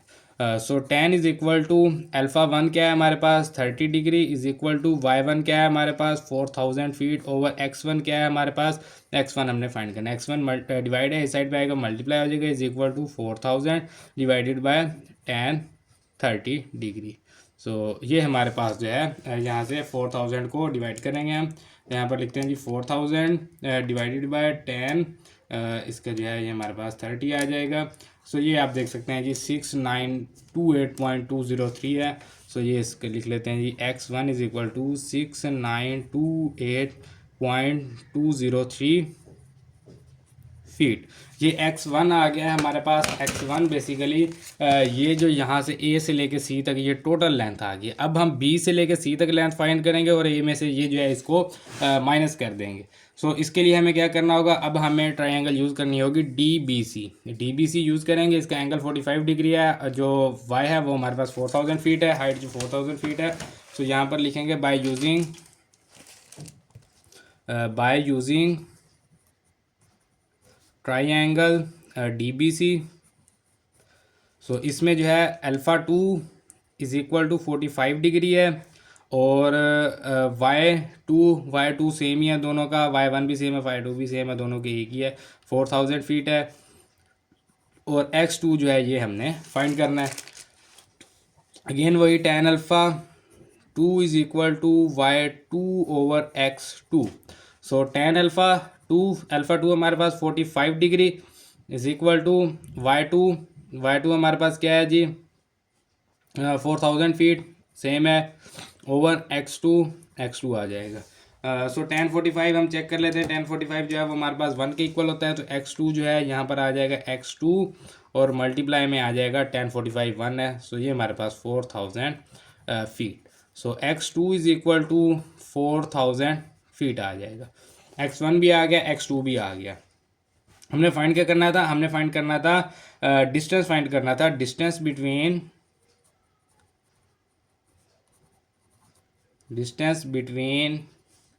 Point A and B is equal to D is equal to x1 minus x2। यानी कि x1 हमारे पास क्या है, x1 हमने ये फाइंड किया था यहाँ से लेके यहाँ तक, और x2 हमारे पास ये है। x1 माइनस x2 करेंगे तो बाकी ये वाला हमारे पास डिस्टेंस आ जाएगा। So x1 minus x2, so distance is equal to x1 हमारे पास क्या था 6928.203 माइनस x2 क्या है जी 4000। सो इसमें से जो है वो 4000 माइनस करेंगे, सो ये हमारे पास आ जाएगा डिस्टेंस इज इक्वल टू यहाँ पर 2928.203 और इसका यूनिट जो है वो साथ में फीट में आएगा। सो ये जो है ये हमने फाइंड करना था, ये हमारा आंसर आ गया। सो इन दोनों बोर्ड्स के दरमियान जो डिस्टेंस है वो कितना है, वो हमारे पास 2928.203 फीट का डिस्टेंस है इन दोनों बोर्ड्स के दरमियान, वो हमने फाइंड करके बता दिया है। सो ये हमारे पास क्वेश्चन नंबर 10 जो है वो कंप्लीट हो गया। देन ये हमारे पास क्वेश्चन नंबर 11 है। Two ships which are in line with the base of vertical cliff are 120 meters apart. The angle of depression from the top of the cliff to the ship are 30 degree and 45 degree as shown in the diagram। सो उन्होंने खुद ही कह दिया कि इस diagram में show करवाया हुआ है। तो ये जो है एक डायग्राम आपकी बुक में बनाई हुई है, ये एक मतलब कोई भी पहाड़ है, क्लिफ है जो बनाया गया है। सो मैंने इस तरह से बनाया, और ये नीचे जो है वो सी है, इसका पानी है, समंदर है। ये दो बोट्स हैं, इनके दरमियान जो डिस्टेंस है वो 120 मीटर है। और इस तरह से ये जो दो एंगल ऑलरेडी जो है ये डायग्राम ऑलरेडी बुक में बनी हुई है। सो इसका कोई आपको टेंशन लेने की ज़रूरत नहीं है कि ये कहाँ से है। सो यहाँ से हम डायग्राम को ही डायरेक्ट समझेंगे, क्वेश्चन से डायग्राम को नहीं समझेंगे। हमें जो कहा गया है, हमें कहा गया है कि कैलकुलेट द डिस्टेंस BC का डिस्टेंस जो है वो हमने बताना है। सो इसको जो है वो हम D का नाम दे देते हैं। दूसरी जो चीज़ हमें कही गई, calculate the height C D of the cliff. Height जो है सी डी, ये सी और ये डी, इसका बताना है, तो इसको जो है वो हम एच का नाम देते हैं। एच इज़ इक्वल टू हमने फाइंड करना है, डी इज़ इक्वल टू हमने फाइंड करना है। तो यहाँ से जो है जी अब हम ये एंगल जो है यहाँ पर हम लिख लेते हैं। यहाँ पर जो है ये हमारे पास एंगल दिया हुआ है 45 डिग्री। इसको जो है हम इस साइड पे लिखेंगे क्योंकि ये हमारे पास जो एंगल है ये हमारे पास एंगल ऑफ डिप्रेशन है। सो पहले इस लाइन का देखते हैं जी, इस लाइन के साथ एंगल ऑफ डिप्रेशन क्या बन रहा है। यहाँ से हॉरिजॉन्टल लाइन से 45 डिग्री है, तो इसकी दूसरी साइड पे जाते हैं, उसकी हॉरिजॉन्टल लाइन के साथ 45 डिग्री जो है वो एंगल लिख देते हैं। इसी तरह यहाँ से ये जो 30 डिग्री एंगल है इस लाइन के साथ और हॉरिजॉन्टल लाइन के साथ इस साइड पे 30 डिग्री है, तो दूसरी साइड पे भी हॉरिजॉन्टल लाइन के साथ इसका 30 डिग्री एंगल होगा। सो इस तरह से आप देख सकते हैं कि अब हमारे पास जो है वो दो ट्राइंगल बन गए हैं, दोनों ही राइट ट्राइंगल हैं। यहाँ पर 90 डिग्री का एंगल है, ये आपको पता होगा।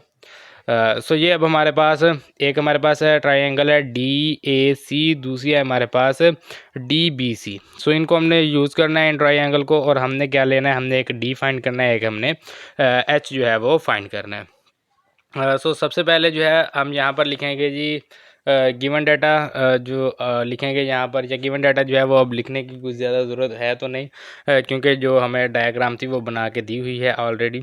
सो आप जो है वो गिवन डाटा को इसमें स्किप भी कर सकते हैं अगर आप नहीं लिखना चाहते, क्योंकि क्वेश्चन लॉन्ग है तो मैं गिवन डाटा नहीं लिख रहा, तो मैं डायरेक्ट इसको जो है वो सॉल्व भी कर रहा हूँ। सो टू फाइंड, क्योंकि डायग्राम जो है वो बनी बनाई हमें मिल गया, तो इसके लिए हमें जो है वो गिवन डाटा की अब ज़रूरत नहीं है। सो टू फाइंड, फाइंड हमने क्या करना है जी, फाइंड हमने करना है distance between B and C is equal to D is equal to find करना है, और दूसरी चीज़ हमने फाइंड करनी है जी height between C and D is equal to H is equal to हमने फाइंड करना है। सो कैलकुलेशन लिखेंगे यहाँ पर, कैलकुलेशन बाय यूजिंग, पहले हम जो है वो यूज़ कर लेते हैं अपनी जो हमारे पास ट्राइंगल है डी बी एंड सी को हम यूज़ कर लेते हैं। यहाँ पर हम लिखेंगे by using triangle, by using triangle D B C. D B C में यहाँ पे हमारे पास अल्फ़ा जो है, अल्फ़ा 1 का नाम देंगे, वो हमारे पास 45 डिग्री है। और उसके अलावा जो हमारे पास एक्स है, एक्स जो है वो हमारे पास डी है, एंड वाई जो है वो हमारे पास है एच। यहाँ से आप देख सकते हैं कि वाई हमारे पास एच है, एक्स हमारे पास जो है वो डी है, और यहाँ पर जो हमारे पास सॉरी ये अल्फ़ा जो है ये तो हमारे पास बी पॉइंट है। सो अल्फ़ा जो है वो हमारे पास 45 डिग्री है। सो इन सब को जो है वो हम इसको भी x1 का नाम दे दें, इसको y1 का नाम दे दें। सो इसको जो है हम फार्मूले में पुट करते हैं। tan का फार्मूला है हमारे पास, tan alpha is equal to tan alpha is equal to हमारे पास है जी y ओवर x, इसको हम अल्फ़ा 1 y1 x1 का नाम देंगे। सो tan अल्फ़ा 1 हमारे पास है जी 45 degree is equal to y1 हमारे पास है h ओवर x1 हमारे पास है जी d। सो tan 45 जो है ये आपको पता है कि 1 के इक्वल होता है, d डिवाइड है इस साइड पे आके मल्टीप्लाई होगा, इज़ इक्वल टू h हो जाएगा। सो डी मल्टीप्लाई 1 ये हमारे पास d is equal to H. So h is equal to D है या d is equal to h है, ये हमारे पास आ गया है। तो d जो है वो h के इक्वल है, यानी कि हमने जो दो चीज़ें फाइंड करनी है, d एंड h फाइंड करना है, वो दोनों एक दूसरे के इक्वल होंगे, d जो है वो h के इक्वल ही होगा। एक ट्राइंगल को हमने यूज़ कर लिया, अब हम दूसरी यूज़ करते हैं डी ए सी में। डी ए सी को अब हम यूज़ करते हैं और उसको देखते हैं कि उसमें क्या क्या हमारे पास मौजूद है। तो यहाँ पर लिखेंगे बाय यूजिंग ट्राइंगल DAC को यूज़ करेंगे। इसमें जो है वो सबसे पहले हमें एंगल दिया हुआ है, इसको अल्फ़ा 2 का नाम देंगे, वो हमारे पास 30 डिग्री है। यहाँ से आप देख सकते हैं कि ये हमारे पास जो अल्फ़ा 2 है ये हमारे पास 30 डिग्री है, और उसके बाद जो y है वो हमारे पास वही सेम h है, वही इसमें भी हमारे पास h था, इसमें भी हमारे पास y2 भी हमारे पास h ही होगा, और x थोड़ा सा डिफरेंस है, x यहाँ पे हमारे पास d था, यहाँ पे हमारे पास ये 120 मीटर और ये d। सो 120 प्लस d आएगा। सो ये थोड़ा सा डिफरेंस है। सो x2 जो है वो हमारे पास 120 प्लस डी आएगा, क्योंकि यहाँ से यहाँ तक टोटल x है, तो यहाँ से यहाँ तक जो है वो 120 है, और यहाँ से यहाँ तक d है, तो 120 प्लस d। सो यहाँ पर हम लिखेंगे x2 is equal to 120 plus इसमें आ जाएगा जी डी। सो y2 जो है वो हमारे पास सेम है h। सो इसको जो है वही अगेन फार्मूला यूज़ करते हैं जी। हमारे पास tan alpha 2 is equal to y2 over x2। So tan alpha 2 की वैल्यू हमारे पास 30 डिग्री है, इज़ इक्वल टू y2 जो है वो हमारे पास h है, ओवर जो x2 है वो हमारे पास 120 प्लस डी है। सो tan 30 की जो वैल्यू है वो पहले फाइंड कर लेते हैं। tan 30 सो ये आप क्या देख सकते हैं कि ये हमारे पास 0.577 है। सो इसको लिख लेते हैं जी 0.577। तो देन जो है ये हमारे पास 120 प्लस डी है।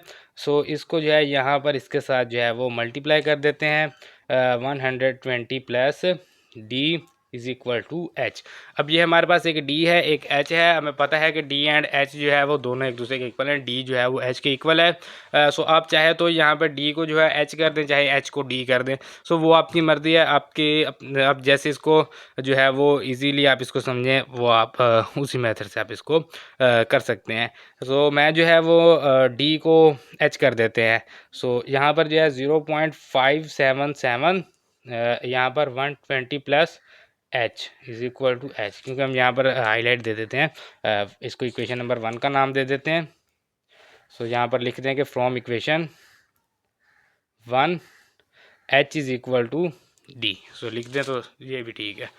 सो यहाँ पर जो है इन दोनों इसको 0.577 को 120 के साथ भी मल्टीप्लाई करेंगे, एच के साथ भी मल्टीप्लाई करेंगे, तो 0.577 इसको जी मल्टीप्लाई करते हैं हम 120 के साथ। सो ये हमारे पास आंसर आ जाएगा 69.24, और ये साथ में प्लस आ गया, ये हमारे पास 0.577 एच आ जाएगा इज़ इक्वल टू एच। सो ये एच जो है ये प्लस है, इस साइड पे जाएगा तो माइनस हो जाएगा। 69.24 is equal to H minus 0.577 H. So यहाँ से एच कॉमन लेंगे, 69.24 is equal to H common आ जाएगा, इंटू हमारे पास 1 माइनस 0.577 रह जाएगा। सो 1 में से जो है वो हम माइनस करते हैं 0.577। सो ये हमारे पास आ जाएगा 0.423। सो यहाँ पर 69.24 is equal to H into 0.423 करेंगे। सो यहाँ से ये अब हमारे पास जो मल्टीप्लाई है इस साइड पे ले आएंगे, तो 69.24 divided by 0.423 is equal to H.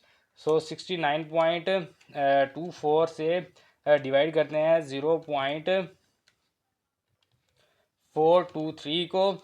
सो ये हमारे पास आ जाएगा 163.68।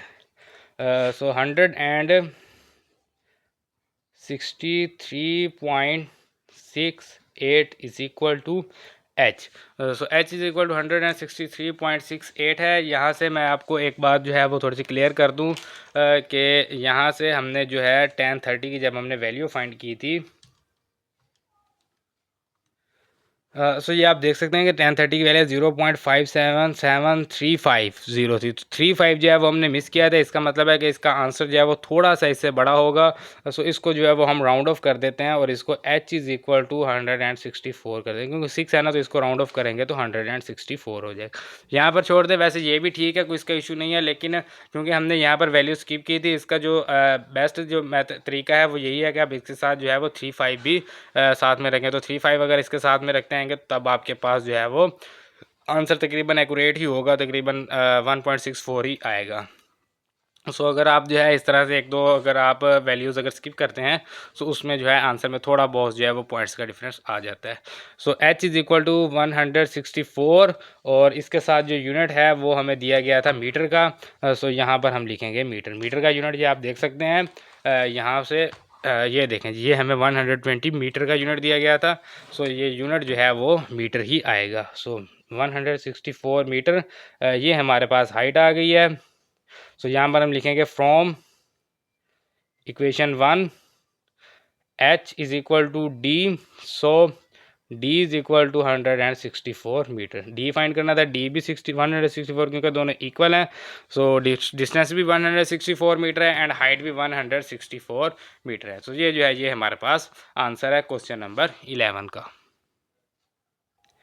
देन ये हमारे पास क्वेश्चन नंबर 12 है, लास्ट क्वेश्चन है इस एक्सरसाइज का। Suppose that we are standing on a bridge, कि हम एक जो है वो किसी ब्रिज के ऊपर खड़े हैं, किसी मतलब पुल वगैरह किसी ऊपर खड़े हैं 30 फीट अबव अ रिवर, जो कि एक दरिया से जो है वो 30 फीट जो है वो ऊंचा है। Watching a long piece of wood floating towards us, उन्होंने कह रहे हैं कि हमने देखा है कि भी एक ना कोई लकड़ी का टुकड़ा है जो हमारी तरफ आ रहा है। If the angle with the horizontal to the front of the log, के वो कह रहे हैं कि अगर लॉग का जो फ्रंट है उसके साथ जो एंगल है वो हमारे पास 16.7 डिग्री है, यानी कि ये जो फ्रंट है इसका, ये एक लकड़ी का टुकड़ा जो है वो आ रहा है, तो इसका जो फ्रंट का यानी उनकी साइड वाला जो है इसके साथ जो एंगल है हॉरिजॉन्टल लाइन के साथ, यानी इस लाइन के साथ जो एंगल है वो 16.7 डिग्री है।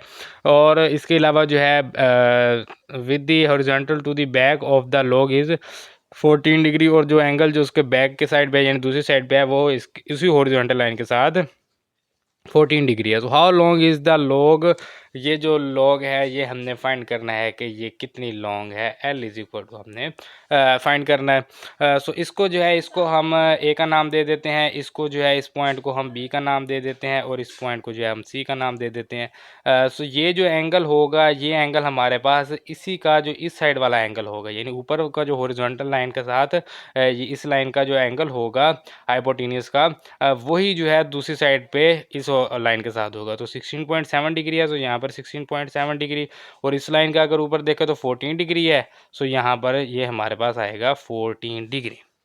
सो ये जो है एल हमने फाइंड करना है, इसको जो है वो ए बी एंड सी का नाम देते, तो सेम टू सेम आप देख सकते हैं कि same to same question number 10 बन गया। क्वेश्चन नंबर 10 सेम इसी तरह क्वेश्चन था, फ़र्क सिर्फ इतना था कि उसमें यहाँ पर बोर्ड्स थी, और इसमें जो है उसने थोड़ा सा डिफरेंस ये कर दिया कि उसने कहा कि ये लकड़ी का टुकड़ा है, उसके दो किनारे हैं, उसमें जो एक बोर्ड और दूसरी बोर्ड थी, बाकी सेम टू सेम वही क्वेश्चन है। क्योंकि अब डायग्राम हमें दी गया तो हमें गिवन डाटा लिखने की ज़रूरत नहीं है, हम डायरेक्ट इसको जो है वो सॉल्व करेंगे। सो यहाँ पर जो है वो हम लिखेंगे टू फाइंड, ये जो डायग्राम है ये मैंने बुक से ही देख के बनाई है, ये मैंने अपनी तरफ से नहीं बनाई। सो क्योंकि डायग्राम दी गया तो अब हमें गिवन डाटा की ज़रूरत नहीं है, हम यहाँ पर सबसे पहले लिखेंगे टू फाइंड। फाइंड क्या करना है हमने, टू फाइंड फाइंड हमने करना है जी length of log is equal to L is equal to हमने फाइंड करना है। तो उसके लिए जो है वो हमें दो ट्रायंगल हमारे पास मौजूद हैं। एक चीज़ मैं आपको और थोड़ी सी यहाँ पर क्लियर कर दूँ कि यहाँ पर जो है वो क्वेश्चन में हमारे पास बुक में जो दिया गया है यहाँ पर 30 फीट दिया गया है, और यहाँ पर जो इसकी लेंथ जो इसको जो आप y भी कह सकते हैं, y इज़ इक्वल टू यहाँ पर आपको इसको 30 मीटर दिया गया है। सो इसकी आपने टेंशन नहीं लेनी, क्योंकि बुक में जो मिस्टेक है तो इसका हम क्या कर सकते हैं, तो हम डायग्राम को यूज़ करते हुए इसका आंसर जो है वो मीटर में दे देंगे। बाकी एग्जाम्स में जो है आपने इस चीज़ का ख्याल रखना है कि वहाँ पर जो है इस तरह की छोटी मोटी मिस्टेक्स जो हैं वो नहीं होती, एग्जाम में वो चेक हो गया थी। सो बुक में ये जो है वो थोड़ी बहुत इस तरह की मिस्टेक्स आ जाती है। सो इसका जो है वो कोई ज़्यादा इशू नहीं है। सो इस पर आपने टेंशन नहीं लेनी कि यहाँ पर फीट लिखा हुआ है और यहाँ पर जो है वो मीटर में लिखा हुआ है। सो क्योंकि बुक में मिस्टेक है, सो इसको ऐसे ही चलने दें। सो यहाँ पर लिखेंगे कैलकुलेशन बाय यूजिंग ट्राइंगल। पहले जो है वो ट्राइंगल हम यूज़ करेंगे ओ ए बी यूज़ करते हैं जी। ओ ए बी में जो हमारे पास अल्फ़ा है, अल्फ़ा 1 इज़ इक्वल टू ये हमारे पास 16.7 डिग्री है, और इसका जो है वो हमारे पास एक्स है वो हमने फाइंड करना है, x1 is equal to find करना है, और y1 जो है वो हमारे पास है जी 30 मीटर। सो ये हमारे पास आ गया जी, इसको हम यूज़ करेंगे, और यहाँ पर हम लिखते हैं जी tan alpha is equal to tan alpha is equal to tan alpha 1 is equal to y1 over x1। So tan alpha 1 हमारे पास 16.7 डिग्री है, इज़ इक्वल टू y1 हमारे पास दिया हुआ है जी 30 ओवर x1 हमने फाइंड करना है। सो यहाँ से जो है x1 is equal to 30 over tan 16.7 degree आ जाएगा। सो डायरेक्ट जो है वो 30 लिखें, 30 को डिवाइड करें tan 16.7 से, सो ये हमारे पास आ जाएगा 99.99। सो इसको जो है वो आप 100 कर दें।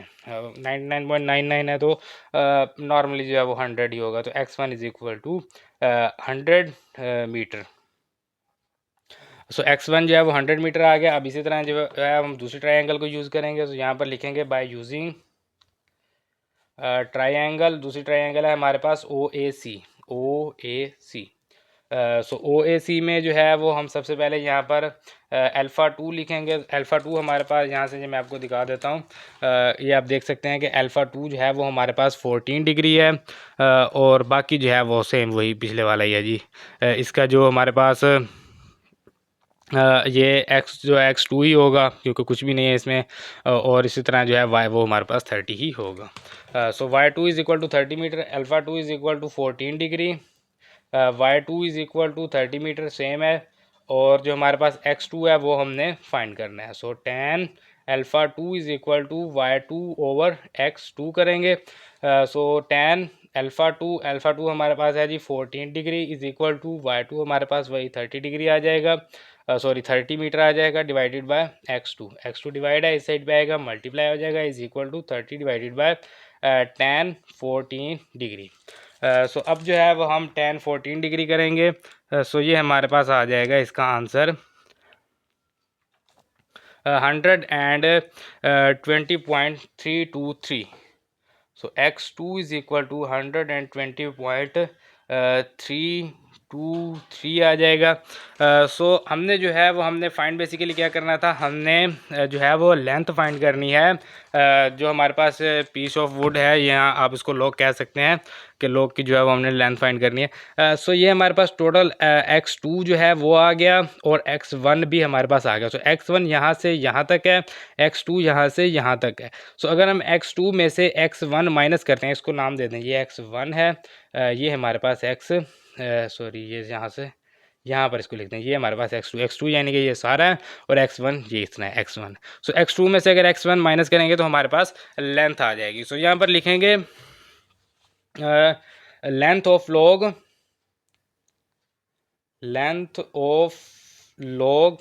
Is equal to L is equal to x2 minus x1। So L is equal to x2 क्या है 120.323 माइनस x1 क्या है हमारे पास 100। So L is equal to 20.323। So ये जो है जी, ये अब हमारे पास इसका जो है वो आंसर आ गया। इसका यूनिट जो है वो साथ में आप मीटर लिख दें। बेसिकली अब यूनिट जो है वो दिया तो गड़बड़ हुई है, क्योंकि क्वेश्चन में हमें फीट में दिया गया है और डायग्राम में मीटर में दिया गया। सो आप जो है डायग्राम को हम यूज़ करते हैं, तो डायग्राम से आप जो है वो मीटर ही लिख दें। सो ये जो है ये इसका आंसर है, और एक्सरसाइज जो है हमारे पास 7.5 जो है वो कंप्लीट हो गया है। तो इंशाल्लाह अगले लेक्चर में हम इसकी मिसलिनियस एक्सरसाइज को सॉल्व करके सो इस यूनिट को जो है वो कंप्लीट कर देंगे। सो अभी जो है वो आपने वीडियो को लाइक करना है, चैनल को सब्सक्राइब करना है, लाजमी तौर पे क्या करें, हमें इसी चीज़ की तो जो है वो उम्मीद होती है आपसे कि आप जो है वो चैनल को सब्सक्राइब करेंगे, और कमेंट में बताया भी करें कि आपको वीडियो जो है वो कैसी लगी है। सो इंशाल्लाह मिलते हैं अगले लेक्चर में, तब तक अपना ख्याल रखिए और दुआओं में याद रखिए। अल्लाह हाफिज़।